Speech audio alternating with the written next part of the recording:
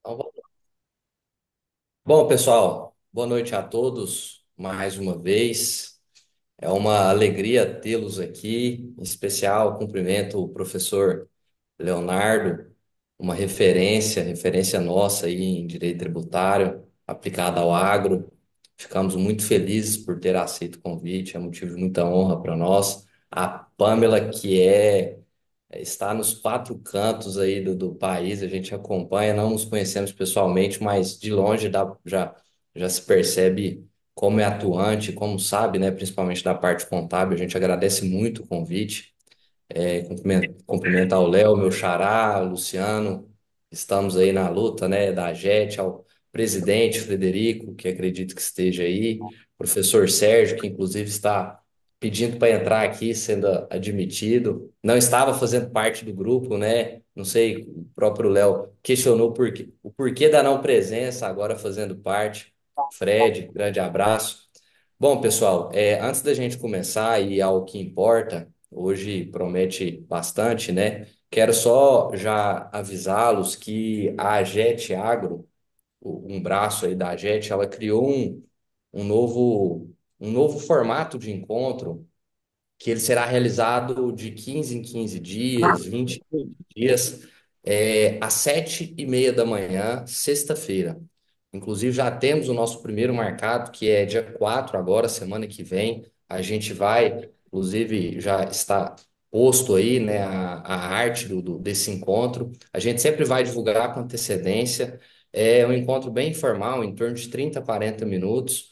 A gente vai fazer toda a parte aí inicial de tributação no agro, principalmente para aqueles que têm interesse aí, que estão entrando agora nessa temática. E a gente começa na próxima sexta-feira falando justamente sobre a introdução à tributação no agronegócio, né? O que que é atividade rural, se essa é de fato uma tributação diferenciada, se alguns dizem, né, privilegiada, se isso existe mesmo, como funciona.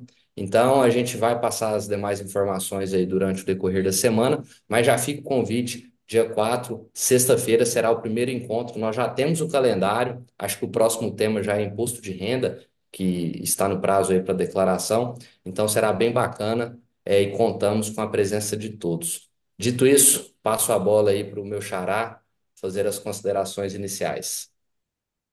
Fala, pessoal. Então, hoje eu estou muito feliz, viu?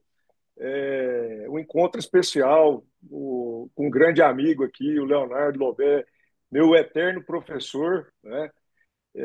Eu não tenho dúvidas hoje de dizer que ele é hoje um dos maiores expoentes aí, né, na tributação no agronegócio. Academicamente, a doutrina, o Leonardo desbravou, é autor de dois grandes livros aí, livro de cabeceira para quem quer atuar aí na tributação no agronegócio. Então, eu fico muito feliz, Leonardo, de você estar prestigiando a gente aqui. A AGET, a Academia Goiana de Estudo Tributário, ela tem o objetivo de realmente trazer pessoas como você, como a Pamela, né, para trazer informações de qualidade, promover um debate aí, uma reflexão. E, então, estou muito feliz, viu, Pamela? A Pamela também, sou fã demais do trabalho dos dois. A Pamela, para mim, uma super contadora, atuante aí no agronegócio. A gente estava falando no início aqui, além de tudo, entende muito bem a gestão, então complementa bastante o trabalho, né? Acho que hoje, então, o nosso encontro tem tudo para que a gente possa aí sanar as dúvidas, ouvir a opinião dos grandes aí, experientes aí no assunto sobre reforma tributária e esses impactos que estão gerando aí para o agronegócio. Eu tenho várias dúvidas, viu, Leonardo e Pamela, e a gente vai debatendo aí, né? E Você é um abrindo fanfarrão. Falar que tem dúvida e que vai tirar dúvida hoje. Você é um fanfarrão. muita coisa, meu Eu, eu amigo. fiz, eu fiz foi trazer algumas dúvidas para colocar para ti, né? Ai, ai, ai. Vou te falar, não tá fácil a vida de tributarista, não, viu? Ai, Não, eu ai, quero, ai. assim, antes de encerrar minha fala e passar já para o Leonardo e para a Pamela, ressaltar aqui a presença do meu grande amigo também, eterno professor, Sérgio, né? Sérgio chegando aí na área também, uma grande referência e vai fazer parte, inclusive, eu quero anunciar aqui, já fiz o convite, ele aceitou, e vai ser o vice-coordenador geral, né, do Agete Agro, do nosso núcleo aqui. Então seja muito bem-vindo, viu, Sérgio? Uma honra ter você aqui conosco. Obrigado, Léo. Obrigado pelo convite. Aceitei prontamente o convite vindo de você. Sei que tem uma seriedade, o grupo todo que está na JET também. E vai ser uma grande satisfação poder contribuir de alguma forma com vocês. Não, ótimo, então. Então vamos passar, né, para a gente poder começar a debater. É, vamos dizer assim, ó, uma hora mais ou menos, né? 30 minutos para o Léo e 20 minutos para a Pamela, que está como debatedora, e a gente abre depois para a gente poder participar, né, fazer perguntas. Tudo bem para vocês? Vamos tentar. Léo, vamos lá então? Vamos lá. Então, pronto. Gente, boa noite em primeiro lugar. Pô, tô muito feliz de estar aqui. Tô bem à vontade, porque toda vez que eu fui para Goiás, eu fui bem recebido. À exceção da vez que eu fui para Rio Verde, o meu xará deu conta de não estar presente. O cara mora em Jataí e não foi lá me ver. Pessoal, é uma honra, é um prazer estar aqui. Já cumprimentando a todos e também fazendo registro pro Sérgio que está aqui, cara que é assim, hoje eu falo, esse é brother, esse é meu amigo. Estou muito contente e quando veio o convite, eu perguntei, falei, mas como é que é esse negócio aí? Não, vamos fazer uma live e tal, mas o que que é uma arguição? São quantas horas? Não, uma hora e pouquinho. Então tá bom, porque vocês vão me ajudar a entender essa lei. Falei, como era? Eu tava no escritório, tava de terno, gravata, tinha julgamento. Eu falei, quer saber? Eu vou para casa, tomar um banho, ficar à vontade, que aí eu acho que a coisa flui melhor. Pessoal, eu aí cumprimento também, claro, a Pamela, que eu não posso chamar de debatedora. A Pamela vai ser, na verdade, quem vai nos iluminar aí com as soluções possíveis envolvendo essa lei complementar. Eu vou iniciar me valendo de uma coisa que eu lembrei agora há pouco. Eu me lembro que quando eu estava escrevendo a minha dissertação, que depois virou o livro Tributação Federal, eu li, e está citado no texto, eu li uma passagem do Geraldo Ataliba, em que o Geraldo Ataliba, em 1977, ao prefaciar a obra, agora eu não me lembro se foi no prefácio, que é a primeira edição do Sistema Lógico como é que é? O Sistema de Direito Positivo do Lorival Villanova, ou se foi num outro texto, o Geraldo Ataliba ilustrava com uma passagem. Não, então foi depois, eu sei, porque ele falava da Copa do Mundo de 1982. O que isso tem a ver com a gente? Ele falava para dizer da importância entre o todo e a parte, entre a visão macro e a visão específica. Ele dava o exemplo de como era a abertura da Copa, como foi a abertura da Copa de 1982, que começava com uma visão lá do espaço para a Terra, para o planeta Terra, e do planeta Terra para a Europa, para a Espanha. Na Espanha, a cidade onde ia ser o jogo, a cidade onde ia ser o jogo, o campo, e onde era o campo, a bola. E depois ele regredia, a câmera, o efeito especial, regredia para voltar ao espaço. Qual que era a ilustração? É o todo e a parte. O que isso tem a ver com a minha fala? Tem tudo a ver, porque é o todo e a parte aqui também. Nós estamos mencionando, nós estamos tratando de uma inovação, e eu quero questionar hoje se é tão inovador assim, que é a reforma tributária, veio da emenda constitucional número 132, e agora temos a lei complementar 214, mas eu começo fazendo esse paralelo entre o macro e o micro, para demarcar já de cara que não é que nós desaprendemos tudo, que nós vamos ter que voltar para a faculdade, que tudo é novo e tudo é diferente, como vem sendo pregado aí à torta e à direita, não é exatamente isso. Do rol das matérias tributárias, nós estamos lidando com alguns tributos que estão sendo modificados, alterados. Os princípios constitucionais tributários eram e continuarão sendo, produzirão seus efeitos, tem que produzir os seus efeitos. A ordem, a racionalidade do ordenamento jurídico tem que ser preservada. Agora, de fato, é uma mudança considerável em relação aos temas tratados no texto. Então, essa é a primeira observação. A segunda observação passa pela necessidade de desmistificarmos uma apologia, uma propaganda, uma tese que foi passada, no sentido de que essa seria a reforma tributária sobre o consumo. De fato, ela altera o consumo, mas ela vai muito mais do que isso. A reforma tributária, os preceitos previstos na emenda trataram de diversos assuntos. Eu mencionei isso no meu último livro.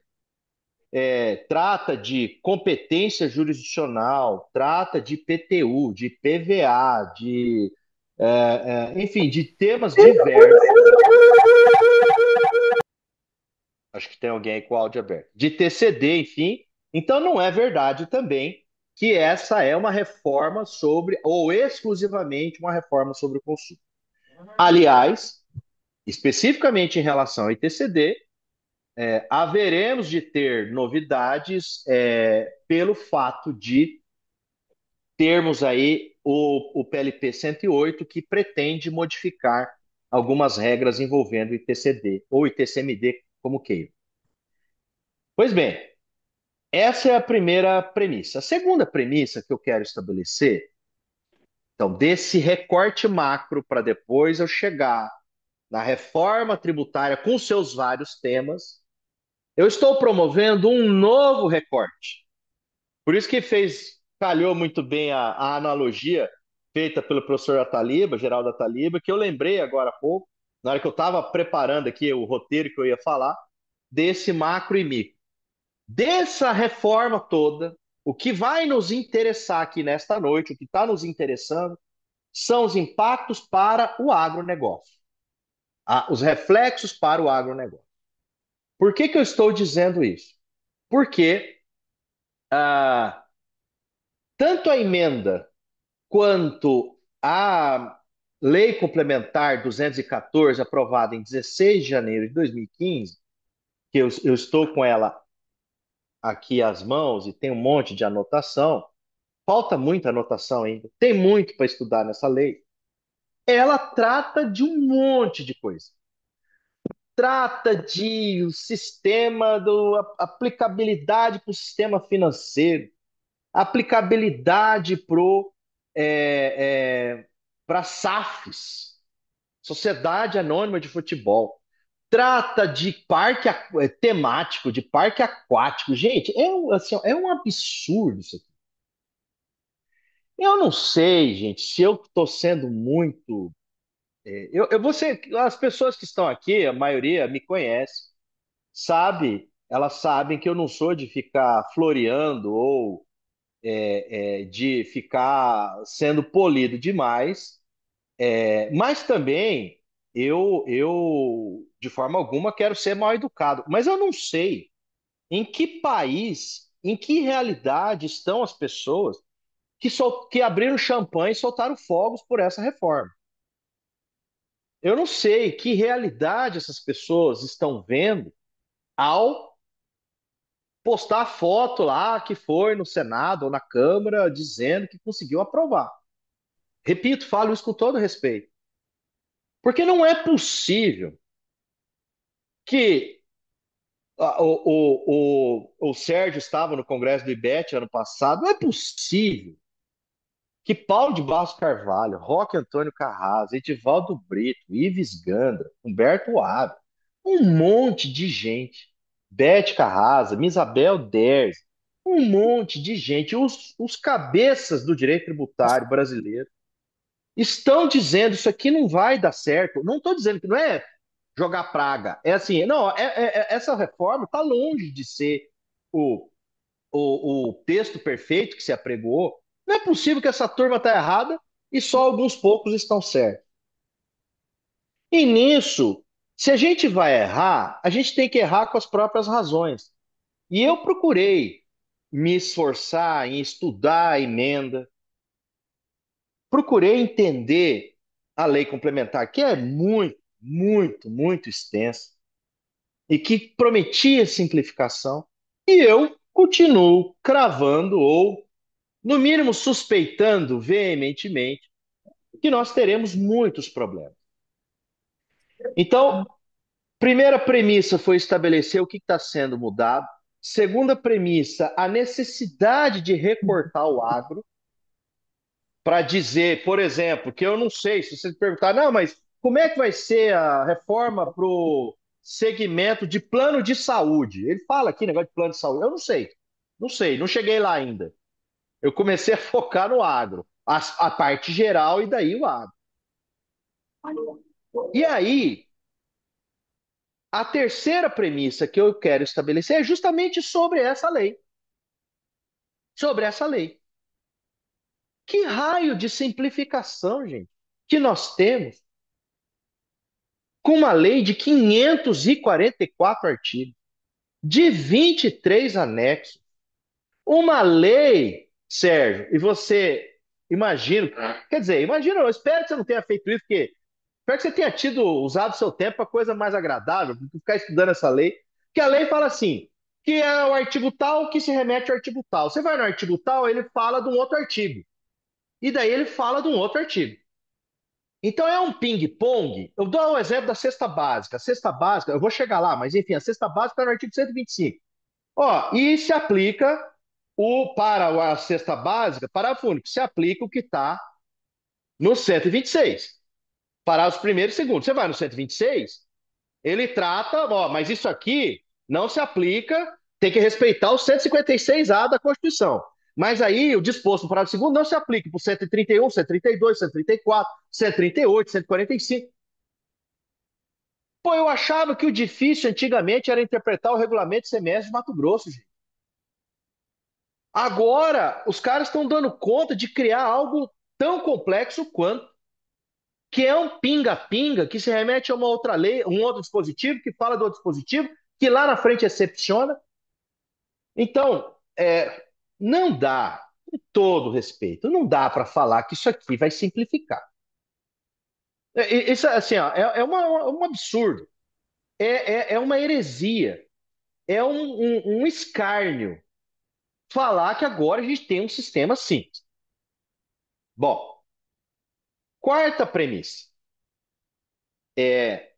Antes de falar do agro, hein? Mas eu vou falar do agro, bastante coisa.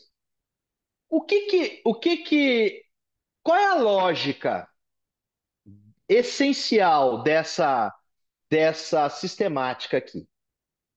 A lógica essencial é a seguinte, e ontem, por coincidência, eu estava participando de uma banca, como avaliador de uma banca de mestrado do IBET, de uma aluna do IBET, a, oh meu Deus, fez a Bruna Versani. Excelente o trabalho, foi aprovada com 10, louvor, etc. E ao ler o trabalho, e foi uma das questões que eu levantei a ela, ao ler o trabalho, esse trabalho me fez pensar sobre algumas coisas. O trabalho era reforma tributária, neutralidade e não cumulatividade. Sobre algumas questões, aí um pouco mais técnicas, sobre a respeito da efetivação da ideia de neutralidade. Não, a reforma sobre o consumo, ela vai ser neutra, ela tem que ser neutra, inclusive na próprio dispositivo da lei complementar, no artigo 2º está aqui, será informado, o IBS e a CBS serão informados pelo princípio da neutralidade, segundo o qual esses tributos devem evitar distorcer as decisões de consumo e de organização da atividade econômica. Isso está no texto constitucional. Pois bem, desculpa, no texto da lei complementar, o artigo 2º da lei complementar.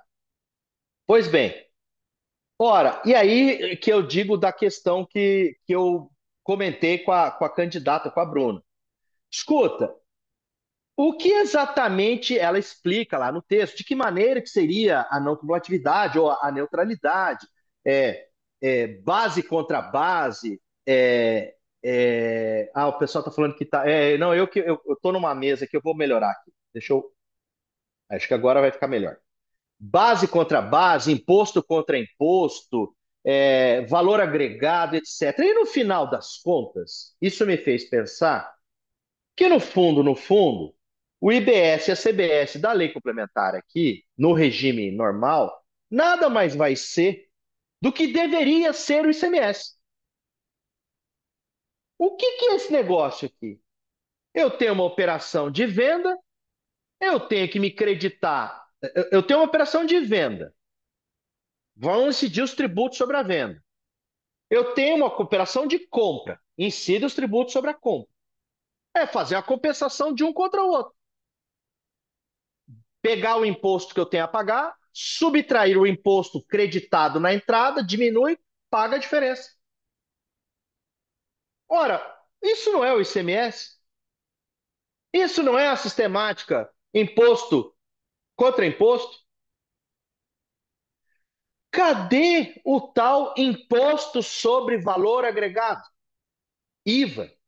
Que IVA é esse? Eu não estou levando em conta o valor agregado, porque não interessa o valor agregado, acrescido à mercadoria. Eu estou vendo quanto que o cara comprou de insumo, quanto ele está vendendo.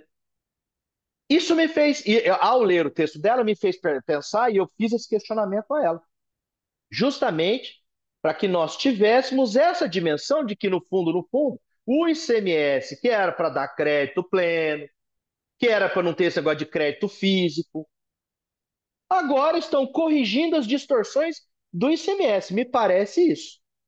Ou, claro, vai além, mas a lógica, no fundo, é essa.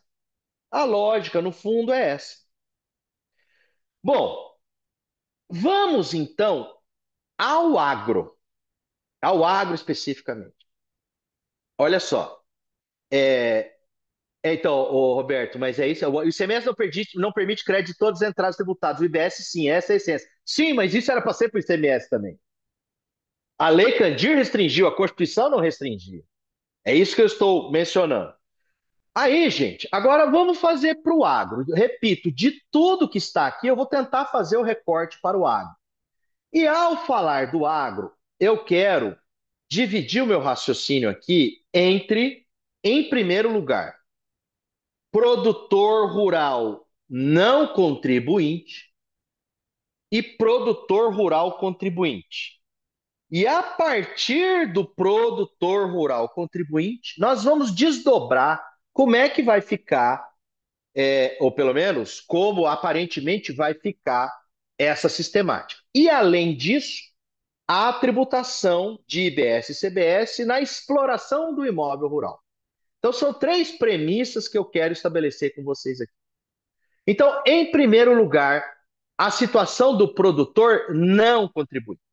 Bom, começo essa parte dizendo que, e disse isso no meu livro, quando eu examinei a reforma sob a ótica da emenda constitucional, que já estava em vigor, não tínhamos a lei ainda, começo dizendo que no final das contas, eu não tenho bola de cristal, não sou adivinho, não sou nada disso. Mas as coisas que eu disse ano passado, agora em dezembro, a tese foi defendida em setembro, o texto publicado em dezembro, que iriam acontecer, acabaram acontecendo na regulamentação. Onde eu quero chegar? Enfiaram o produtor rural num problema que até então não era dele. Porque eu estou trocando, essa é a lógica da reforma, eu estou trocando PIS e COFINS, duas contribuições sociais, contribuições federais, que, falando para a massa dos produtores rurais, que são as pessoas físicas, não eram preocupação dos produtores rurais, pessoas físicas. Ah, mas e para os produtores rurais, pessoas jurídicas, as sociedades agropecuárias? Na maioria das vezes também não, porque ou elas estão no lucro presumido e recolhem lá o valor de 3,65, ou o produto é desonerado com a chamada suspensão, que na prática é uma isenção. Enfim, não vamos entrar no aspecto conceitual aqui. PIS e COFINS eram problemas do produtor rural? Não. IPI, o imposto da indústria, é um problema do produtor rural? Também não. ISS, prestação de serviço? Não. E ICMS? Também o ICMS. Em Mato Grosso do Sul, Mato Grosso, Goiás, tal, tem o tal diferimento. Minas Gerais, Bahia, que na prática não é diferimento coisíssima alguma, é uma isenção condicionada, enfim, eu explico o porquê disso. E o que vai acontecer agora, a mesma coisa. Eu troco 5 tributos que não refletiam sobre o produtor em troca de 2, IBS e CBS, que agora sim, potencialmente, inserem o produtor nessa cadeia.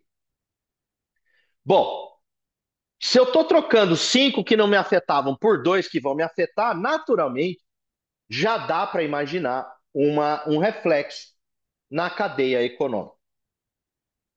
Agora, a emenda, e eu soube disso enfim, por pessoas que trabalharam, que assessoraram a FPA, a Frente Parlamentar do Agro, que nos 47 do segundo tempo conseguiram colocar um limite, uma opção para o produtor que faturar abaixo de 3.600.000 ao ano e o produtor integrado para optarem por ser contribuinte do IBS e da CBS. Vejam vocês, quem pode optar por ser contribuinte pode optar por não ser contribuinte.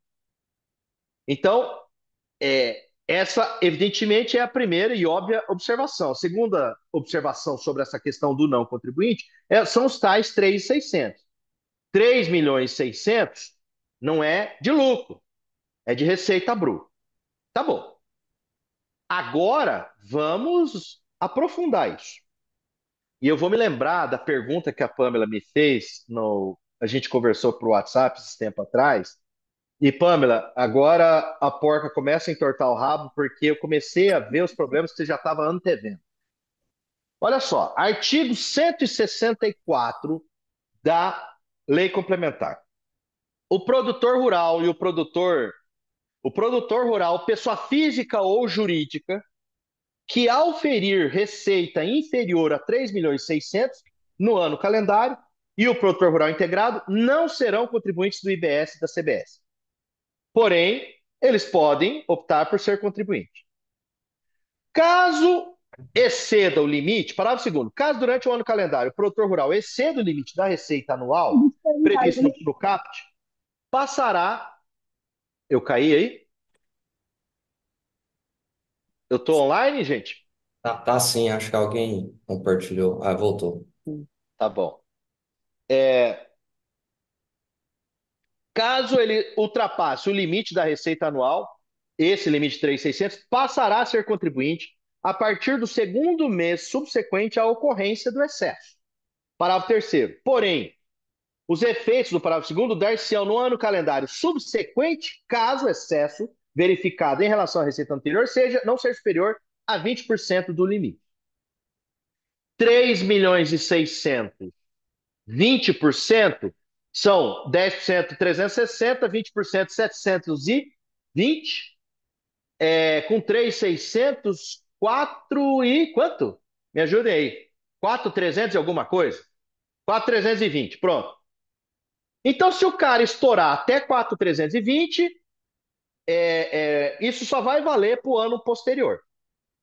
Se ele passar de 4.320, aí vai valer já para o segundo mês do próprio ano calendário. Quais são os problemas? Que, inclusive, o pessoal está comentando aí. Isso aqui é muito parecido com o Simples Nacional. Só que no Simples Nacional, que de simples não tem nada, o limite é de 4.800, não é de 3.600. E mais ainda, os problemas lá do Simples podem se refletir aqui. Mas eu não quero entrar na questão do limite. Eu quero trazer a seguinte reflexão.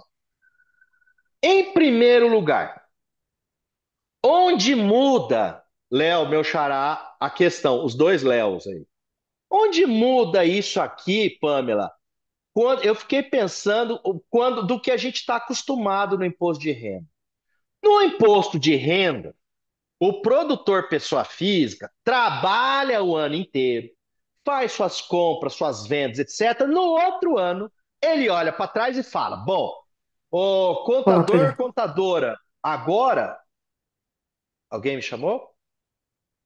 Contador, contadora, vou declarar pelo completo ou vou declarar pelo presumido? É olhando para o retrovisor, para o que já aconteceu, para ele avaliar se vale a pena ele adotar a apuração presumida ou a apuração completa. No entanto, agora, no IBS, na CBS, é projetar para frente. Projetar para frente é um pleonasmo, né? É projetar. Se é projetar, é para frente, né? Então, é olhar para frente. Tem que pegar o É salgado. ver. Oi, gente, tem gente com áudio ligado, por gentileza, porque senão eu não consigo fechar o raciocínio aqui. É olhar para frente. E para olhar para frente, eu tenho que projetar o que eu vou faturar. E aí entra, Pamela, o que você tinha me questionado da questão dos créditos.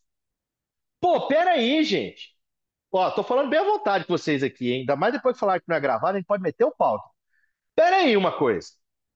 Ano calendário é uma coisa, ano agrícola é outra.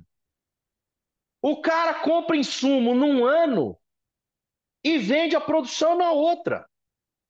Então vamos imaginar que agora, 2025, tivesse valendo IBS, CBS, e eu tivesse optado por não ser contribuinte. Aí eu comprei os insumos neste ano, chega ano que vem, eu vejo que a minha lavoura vai ser boa, que eu vou estourar o limite, tá?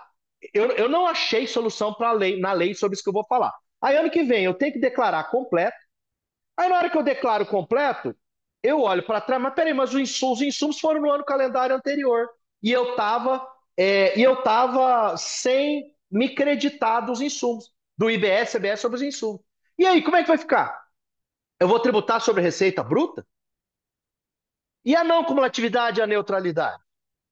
Repito, não achei resposta na lei sobre isso. Isso para não dizer sobre as questões da fase de transição. Mais uma observação, Pamela. E essa aqui vale, gente, para a gente pensar para os nossos clientes. Esse cara aqui, que está abaixo de 3.600, eu já falava isso no livro. Ano passado, quando veio a reforma, a emenda, não está na lei. Falei, isso aqui vai dar um problema. E a lei não disciplinou. Esse cara dos 3.600 pode ser o arrendante ou parceiro outorgante? Onde eu quero chegar? Eu, Leonardo, sou o dono. Eu cedi a posse das terras para a Pamela. Se eu cedi como arrendamento, a Pamela vai me pagar um valor e o meu valor que eu vou receber em 2025, ou quando entrar em vigor, ficar abaixo dos 3.600, bom, eu vou optar por não ser contribuinte. Como é que fica? Eu tenho esse direito ou não? Isso no contrato de arrendamento. Mas vamos para o contrato de parceria. Estou falando contrato de parceria legítimo. Eu faço uma parceria com a Pamela. Os clientes querem saber, doutor, e aí, eu vou ser contribuinte ou não vou? Não sei. Eu defendo que é produtor rural. Tanto o arrendante quanto o parceiro outorgante, ele não deixa de ser produtor rural. E, portanto, ele tem que ter o direito de optar por não ser contribuinte. Mas aí pode surgir uma coisa, né? O parceiro outorgante contribuinte, o parceiro outorgado, desculpa, o parceiro outorgante não contribuinte e o parceiro outorgado contribuinte. E a eventual opção do parceiro outorgado não tem que vincular o parceiro outorgante. Ué, eu faço cada macaco no seu galho, cada um segue seu regime, cada um tem o seu nariz, cada um segue a sua atividade econômica. Mais uma coisa. Bom, falei desse negócio de olhar para frente, e aí entra a história do crédito presumido, que o Luciano já está perguntando aí. O contribuinte de IBS e CBS sujeito ao regime regular poderá apropriar créditos presumidos. Então vamos olhar o antes, o dentro e depois da porteira. Eu falei do dentro da porteira, a exploração. Esse cara que não é contribuinte, ele vendeu a produção. O adquirente pode apropriar créditos presumidos dos tributos relativos às aquisições de bens e serviços de produtor ou de produtor integrado não contribuinte, de que trata o artigo 64. O documento vai discriminar o valor da operação, o valor do crédito presumido e etc. O valor do crédito presumido será o resultado da aplicação dos percentuais de que trata o parágrafo 4º deste artigo.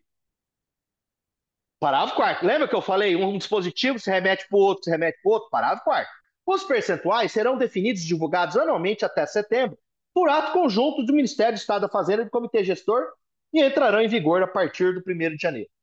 A definição desses percentuais será regularizada nos termos de regulamento, com base em informações disponíveis, resultará de uma proporção entre o montante de IBS cobrado em relação ao valor total dos produtores rurais não contribuintes, o valor dos serviços e produtos fornecidos pelos produtores rurais não contribuintes e tomará por base a média dos percentuais. Falando português claro, ninguém sabe qual é o crédito.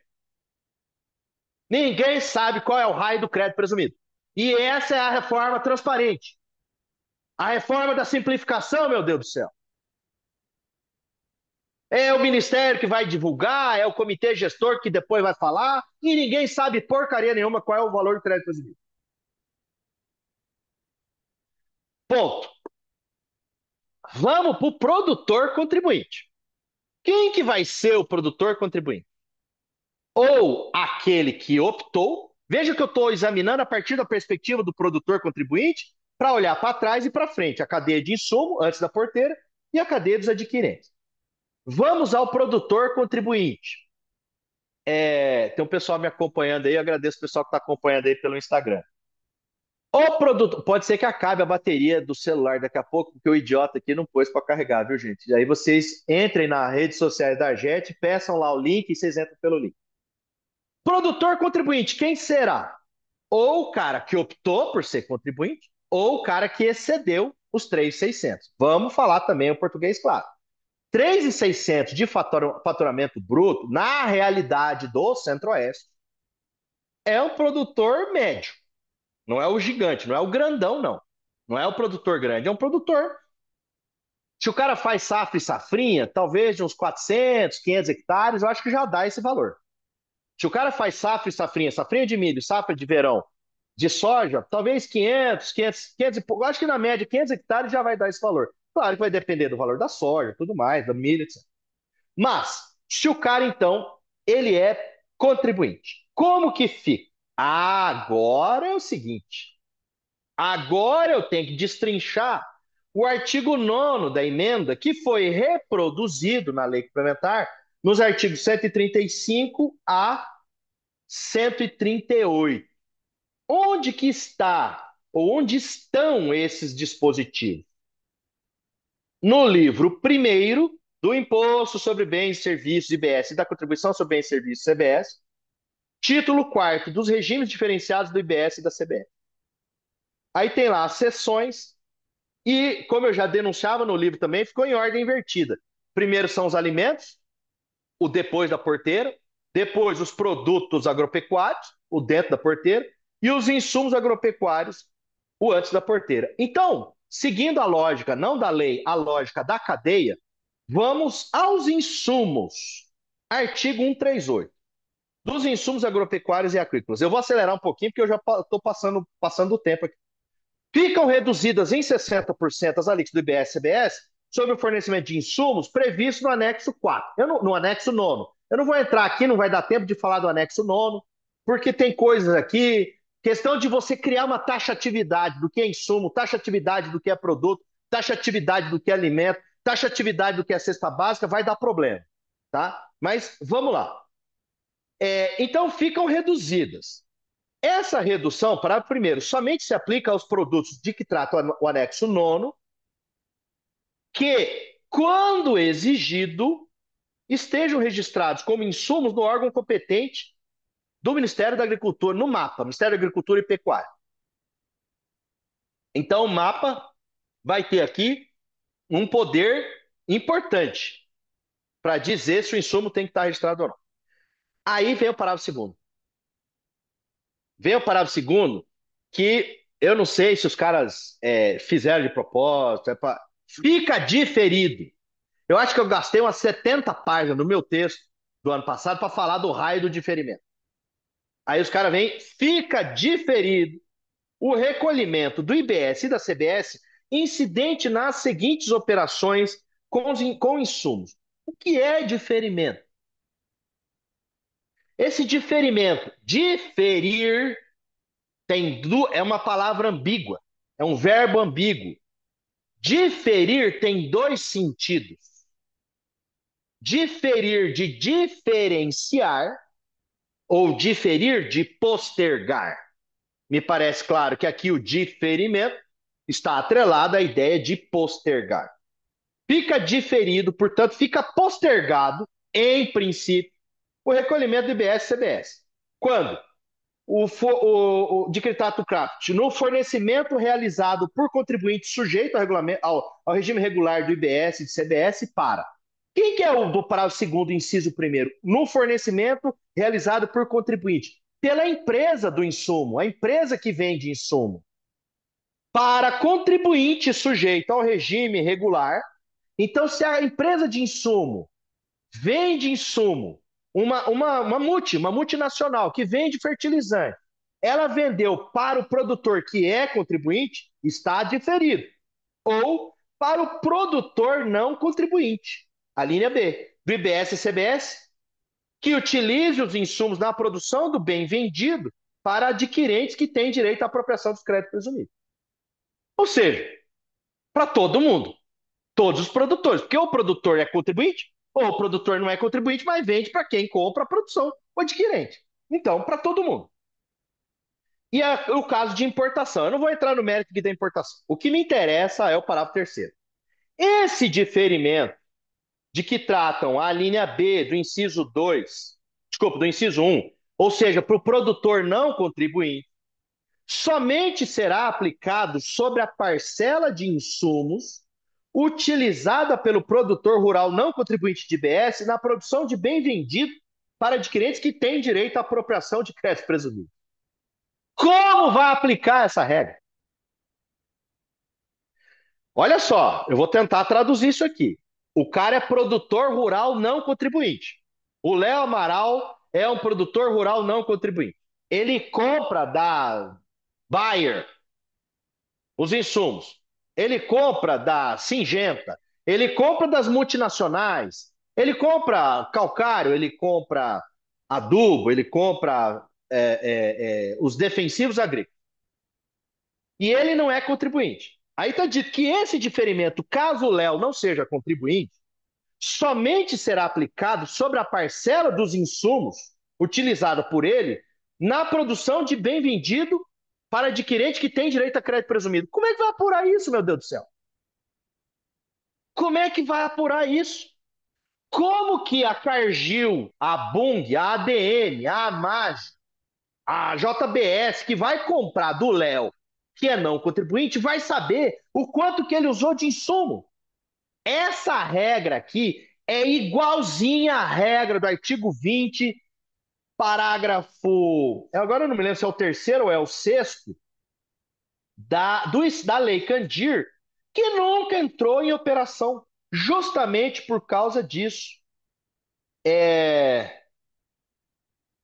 Cadê? Deixa eu só olhar aqui. Eu acho que é o parágrafo. Agora eu me lembro. É aquela que fala que pode pular. Ah, o cara pode. Puxa vida, eu não vou achar aqui, não vou. Mas é a que fala que pode pular. Vou seguir, vai. Vou seguir porque eu não vou achar aqui. Ou é o parágrafo segundo, o parágrafo terceiro ou é o parágrafo sexto da Lei Candir, que fala mais ou menos a mesma coisa e que nunca entrou em vigor. Entrar em vigor entrou, nunca teve eficácia. Para fechar, tá bom, mas e na hipótese da linha A, quando o Léo Amaral, no meu exemplo, for contribuinte, o diferimento será encerrado caso o fornecimento do insumo agropecuário ou do produto dele resultante não seja alcançado pelo diferimento ou seja isento não tributado, inclusive em razão da suspensão de pagamento ou alíquota zero, ou a operação seja realizada sem emissão de documento fiscal. Espera aí. Então, se o Léo for contribuinte, o insumo por ele adquirido, encerra o diferimento. Se ele está falando que encerra o diferimento, ele está dizendo que o imposto será cobrado. Caso o insumo não esteja alcançado pelo diferimento. Vocês já viram aquela brincadeira que fica o cara correndo atrás do rabo? Peraí, mas se ele está falando que o insumo é reduzido a 60%, e aí ele está falando caso o insumo não esteja alcançado pelo diferimento. Mas quem tem que falar é a própria lei, meu Deus do céu. Eu não consegui entender isso aqui. Parágrafo 6º. O recolhimento de IBS da CBS relativo ao diferimento será efetuado pelo contribuinte que promover a operação que encerrar a fase do diferimento, ainda que não tributada. Quem que é esse contribuinte? É o adquirente? Que rolo que é esse? Mas vem assim, ó. Na hipótese da linha A, caso seja contribuinte, a incidência observará as regras aplicáveis à operação tributária. Na hipótese da linha B, quando o produtor é não contribuinte, o recolhimento fica dispensado. Ora, dispensar pagamento aqui, gente, é falar, em outras palavras, uma isenção condicionada. É o que eu defendo. Ó, eu vou fazer duas ponderações, porque eu já passei muito tempo. Vocês estão de sacanagem comigo, achando que em 30 minutos dá para falar dessa lei. Eu vou falar só aqui, ó, da situação. Puta, eu separei tanta coisa aqui. Vamos fazer o seguinte, para eu passar para a Pâmela.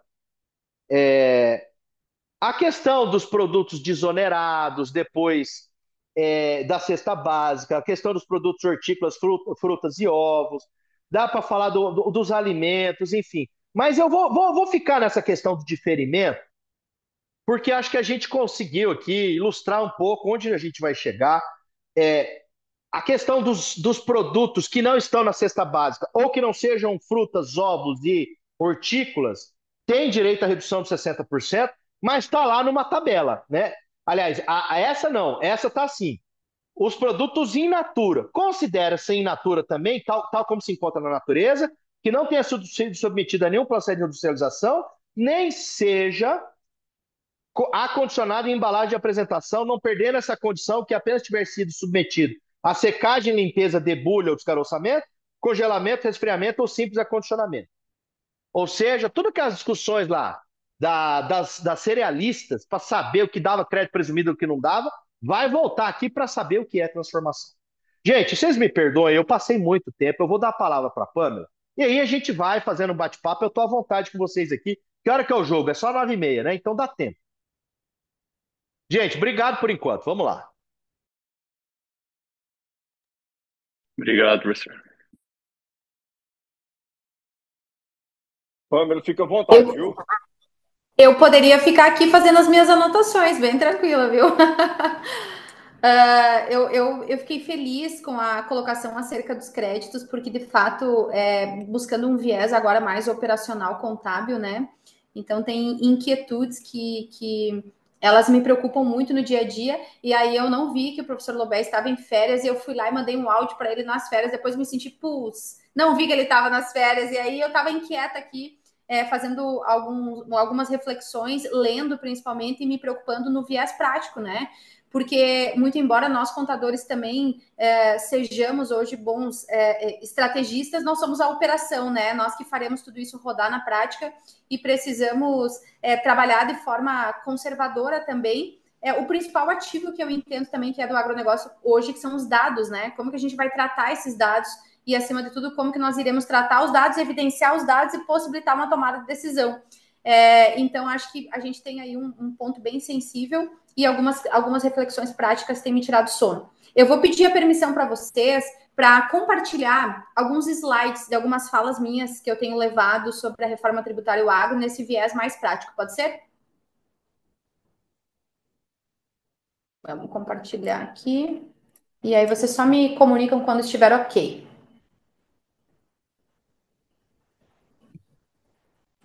Acho que foi, compartilhou. Compartilhou? Perfeito. Então, aqui só para trazer de uma maneira geral e também buscar ser breve, acho que o professor Lobé, já com muita maestria, nos conduziu para esse olhar mais macro, né, das inquietudes acerca da aplicabilidade dela, e eu mais agora trazendo, então, fugindo um pouquinho dessa parte legislativa, mas trazendo um pouco da operação.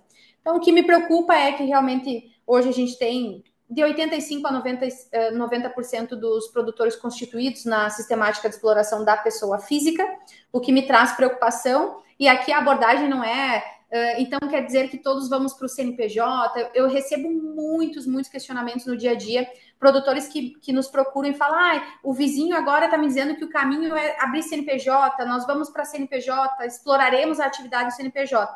Ou também questionamentos no sentido de como a engrenagem tributária será muito semelhante ao CNPJ no que diz respeito aos tributos sobre consumo, então vamos abrir um CNPJ, e o pessoal acaba esquecendo dos impactos dos tributos sobre renda, né, dos impostos sobre a renda, e que é uma análise completamente distinta. Então, eu também tenho me preocupado, colegas, com a forma que a reforma tributária está sendo posta, muitas vezes como grande oportunidade de trabalhar no viés do CNPJ ou outras coisas, e a gente tem que ter um cuidado um pouco maior nessa análise, né? Então, aqui eu trago essa ilustração, né, sobre o que, de fato, hoje nós não tínhamos incidente na pessoa física, que é o PIS, COFINS, IPI, ISSQN, ICMS, de uma maneira geral, claro, e agora nós passaremos a ter essa carga incidente na pessoa física, que é como o professor o Lobé muito bem coloca, né? O agro foi chamado para pagar uma conta que não era dele, né? Então é mais nesse sentido. Eu vou passar essas questões de fato gerador, né? A questão da não cumulatividade plena, né? Ou seja, me preocupa muito essa questão do fato gerador. Também me traz reflexões sobre a questão do crédito, então, no que diz respeito à não cumulatividade plena, né? Tributo tudo e tenho crédito de tudo, mas será, né? Então, acho que o professor Lobé muito bem colocou já isso, a questão do crédito presumido, a questão do diferimento, a cadeia, que é o que eu vou trazer aqui, que eu acho que vai ser mais assertiva. Então, aqui eu trago esse primeiro aspecto, que é a abrangência, né? Que é antes da porteira, dentro da porteira e depois da porteira. Até coloco aqui entre aspas, né, que é aquela venda da reforma tributária como soluções normativas para o agronegócio, né, e que, ao meu ver, também de solução normativa não tem nada, né. Então, como que hoje está sendo posto isso para nós? Que o agronegócio terá, então, uma redução de 60% nos produtos agropecuários, redução de 100% para os hortícolas, frutas e ovos, alíquota zero para a Cesta Básica Nacional de Alimentos, que também foi uma baderna enorme, né, a questão de constituir uma cesta básica nacional, os impactos que isso trouxe. Mas aqui é o ponto que eu queria chegar, que eu acho que eu vou, nesse curto espaço de tempo aqui, tentar trazer de uma maneira objetiva, clara e também curta, o que me preocupa nessa questão contábil operacional. Então, basicamente, né, a gente vai ter o limite entre 3 milhões e 600 de faturamento para o enquadramento entre contribuinte e não contribuinte, lembrando que mesmo que eu fature, né, que eu aufira o faturamento menor que os 3 milhões e 600, eu posso ser contribuinte, e já vou falar que eu acredito que o caminho todos os produtores serão contribuintes. E aqui também lembrando que esse auferir o faturamento, ele é atualizado pelo IPCA, né? Então é os 3 milhões e 600 atualizados pelo IPCA que vão trazer esse limite entre ser contribuinte e não ser contribuinte. Mas aqui é o ponto que me preocupa, a questão de não ser contribuinte, o que impacto tem isso na cadeia, né? Então, o produtor rural está aqui no meio da cadeia. Quando adquire os insumos, ele passa a não ter a apropriação do crédito, e vendendo, então, passando para a etapa subsequente, de uma maneira macro, claro, isso, sem entrar nas especificidades de qual é a commodity, de quem são os fornecedores aqui de uma maneira ampla, né? Uma visão mais ampla. Então, quando ele entrega esse grão, né? Ou quando ele entrega a cultura para as tradings cooperativas, ele entrega um crédito presumido, que o professor Lobé muito bem colocou. Eu recebo muitas perguntas hoje: qual é o crédito presumido? Que crédito presumido é esse que nós teremos na etapa subsequente, né?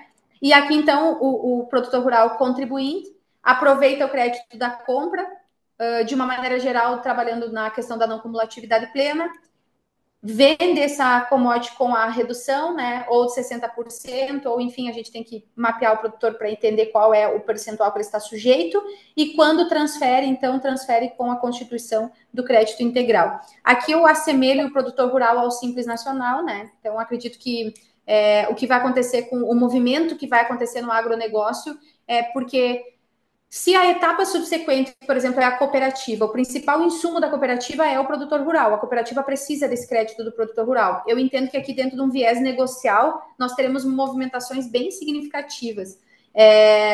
O produtor rural, como que ele vai ser tratado dentro do viés negocial preço, se ele não tem a capacidade de entregar esse crédito para a cooperativa, né? Ou o produtor rural que entrega esse crédito de maneira integral, ele vai ter o mesmo valor negocial para a cooperativa que o que não entrega, que esforço a cooperativa vai fazer para tê-lo. E aqui também, olhando para a cooperativa no aspecto contábil, ao meu ver, vai ficar uma bagunça, porque a cooperativa vai ter que separar o cliente e produtor rural, né, o associado, que é associado, o que não é associado, o que tem que é contribuinte, o que não é contribuinte. Aí, indo um pouquinho mais além do pensar, eu penso nessa maluquice legislativa, porque quando a gente vai para a prática do dia a dia, aí tem as normas de rastreabilidade agora, né? EIUDR, que traz a exigibilidade da rastreabilidade do grão, etapa 1. Então, para a cooperativa, separa o produtor entre associado e não associado, contribuinte e não contribuinte, e o que está na rastreabilidade do commodity e o que não está. Aí vamos para o silo, né? Como é que eu divido tudo isso lá, o grão que está rastreado e o que não está? Então, a gente começa a ver que na prática é uma loucura, né? É tudo muito bonito, o papel aceita tudo, né? Mas quando a gente vai para a prática, a gente vê que o buraco é muito mais embaixo, né? Como que isso vai se comportar? E estamos vivendo uma era de ESG, que está muito bonito falar sobre ESG, né? Inclusive a Cargill se posicionou falando sobre a compra, né? Que não ia mais comprar grãos do país sem a etapa da rastreabilidade. Aí o Trump assumiu, depois eles refizeram o discurso, trouxeram um novo viés para o discurso. Então a gente não pode também deixar de analisar essa questão da ESG que está vindo sim com força. Mas como que a gente vai levar essa evidenciação da ESG, da conformidade financeira e tudo, se a gente não consegue rodar simplesmente mapear a etapa da cadeia com conformidade tributária, porque a gente não está entendendo o crédito presumido, nós não estamos entendendo como operar isso. E agora o calcanhar de Aquiles, né? Em que sistema nós vamos rodar isso, os contadores? Que hoje nós só temos o imposto de renda da atividade rural uma vez no ano. Aqui eu me permito ousar e trazer fontes que são da minha cabeça, assim, né? Depois vocês não me cobrem isso, mas pelos estudos que faço da reforma e como atuante nos estudos mais operacionais contábeis da reforma, eu acredito que nós teremos duas opções. Nós teremos aos colegas contadores ou aos operadores aqui algo que se assemelha ao conta corrente do ICMS hoje para a atividade rural, para que a gente consiga identificar o que tem de crédito e o que tem de débito. Ou nós teremos, bem como o aplicativo do ganho de capital, que depois a gente importa os dados do ganho de capital para dentro do imposto de renda, algo nesse sentido, que nós faremos a apuração e depois iremos importar, né, exportar e importar para dentro do imposto de renda. Muitas pessoas me questionam isso e eu gostaria de ter a resposta, porque, ao meu ver, na mesma medida em que os textos da reforma foram aprovados, eu gostaria que textos relativos às obrigações novas acessórias também estivessem sendo aprovados. Porque nós, enquanto operadores contábeis, a gente está num limbo que nós não sabemos como vamos operar a reforma tributária. E quando eu encaminhei a mensagem para o professor Lober, era essa a minha inquietude, né? Que daí eu posso passar no próximo slide aqui, que vai ficar um pouco mais claro ainda, que é esse impacto aqui que eu tenho muito receio, que é o impacto do fluxo de caixa, né? Hoje, nós somos acostumados, então, a trabalhar dentro da não cumulatividade plena ou da sistemática débito e crédito no mensal, né? Então, a gente vai lá para a indústria, para o comércio, o que a gente fecha o mês do comércio e da indústria, fazendo a apuração do débito, a apuração do crédito, o saldo, né, faltando crédito, então a gente faz o recolhimento e em sobra de crédito constitui. Mas a gente trabalha isso de maneira mensal. Quando nós vamos para o agronegócio, nós temos a questão da sazonalidade no agronegócio, né? Claro, temos algumas particularidades, como a pecuária leiteira e outras áreas do agronegócio, que sim, também pode-se dizer que faz uma sistemática mensal. Mas, de uma maneira geral, então, o que é a minha preocupação? Hoje, em se tratando, então, do ano agrícola, um calendário agrícola padrão brasileiro, né? Considerando também a cultura da soja. Então, em junho, julho e agosto, é feita a aquisição dos insumos, né? Basicamente, coloquei aqui como uma incidência de 11,4%, partindo da premissa de que a gente terá uma alíquota aí de IVA de 30% a 31% e considerando 60% de redução, tá? Então, esse é um cenário só de exemplo, mas depende da cultura, depende do produtor. Então, a gente vai adquirir agora a safra 2025-2026, nós vamos adquirir agora os insumos em 2025, né? Para 2026, nós teremos o início da transição da reforma tributária, com o período teste do PIS e da COFINS com alíquotas reduzidas, né? O que vai acontecer com o agronegócio e que me preocupa? Quando o produtor rural for escoar o grão, agora em 2026, a safra 2025 e 2026, terá incidência do período teste, então, no escoamento. Mas a constituição desse crédito deverá ocorrer em 2025, onde nós não estamos ainda no período de transição da reforma tributária. Então, a constituição dos créditos, ela ocorre em 2025, não temos ainda como isso deverá ser constituído, com aonde isso deverá ser homologado, até porque os créditos está muito claro, né, que eles só serão de direito no período de transição uma vez que estiverem homologados. Então, como que nós iremos homologar os créditos do produtor rural pessoa física, sendo que ele não tem obrigação acessória nenhuma hoje que já esteja evidenciado, né? Primeira inquietude minha, porque 2026 nós teremos o fato gerador, o débito desse escoamento da safra de 2026, né, das principais culturas. Então, como que a gente vai explicar isso que o produtor rural, não é nem explicar, né, porque explicar, mas como que a gente vai mensurar o impacto desse fluxo de caixa, principalmente no primeiro período de transição, tá? Então, é uma preocupação que eu tenho, e aí a gente tem a semeadura, outubro a janeiro, e depois a comercialização concluída até abril, basicamente, em se tratando da cultura da soja. Outro ponto, né? Como que o produtor rural hoje ele suporta esse impacto no fluxo de caixa, até porque a gente sabe que a rentabilidade de muitas culturas ela é muito baixa. Como que ele vai suportar esses 11,4 da aquisição hoje, até o próximo período que ele vai fazer, então, a compensação, né?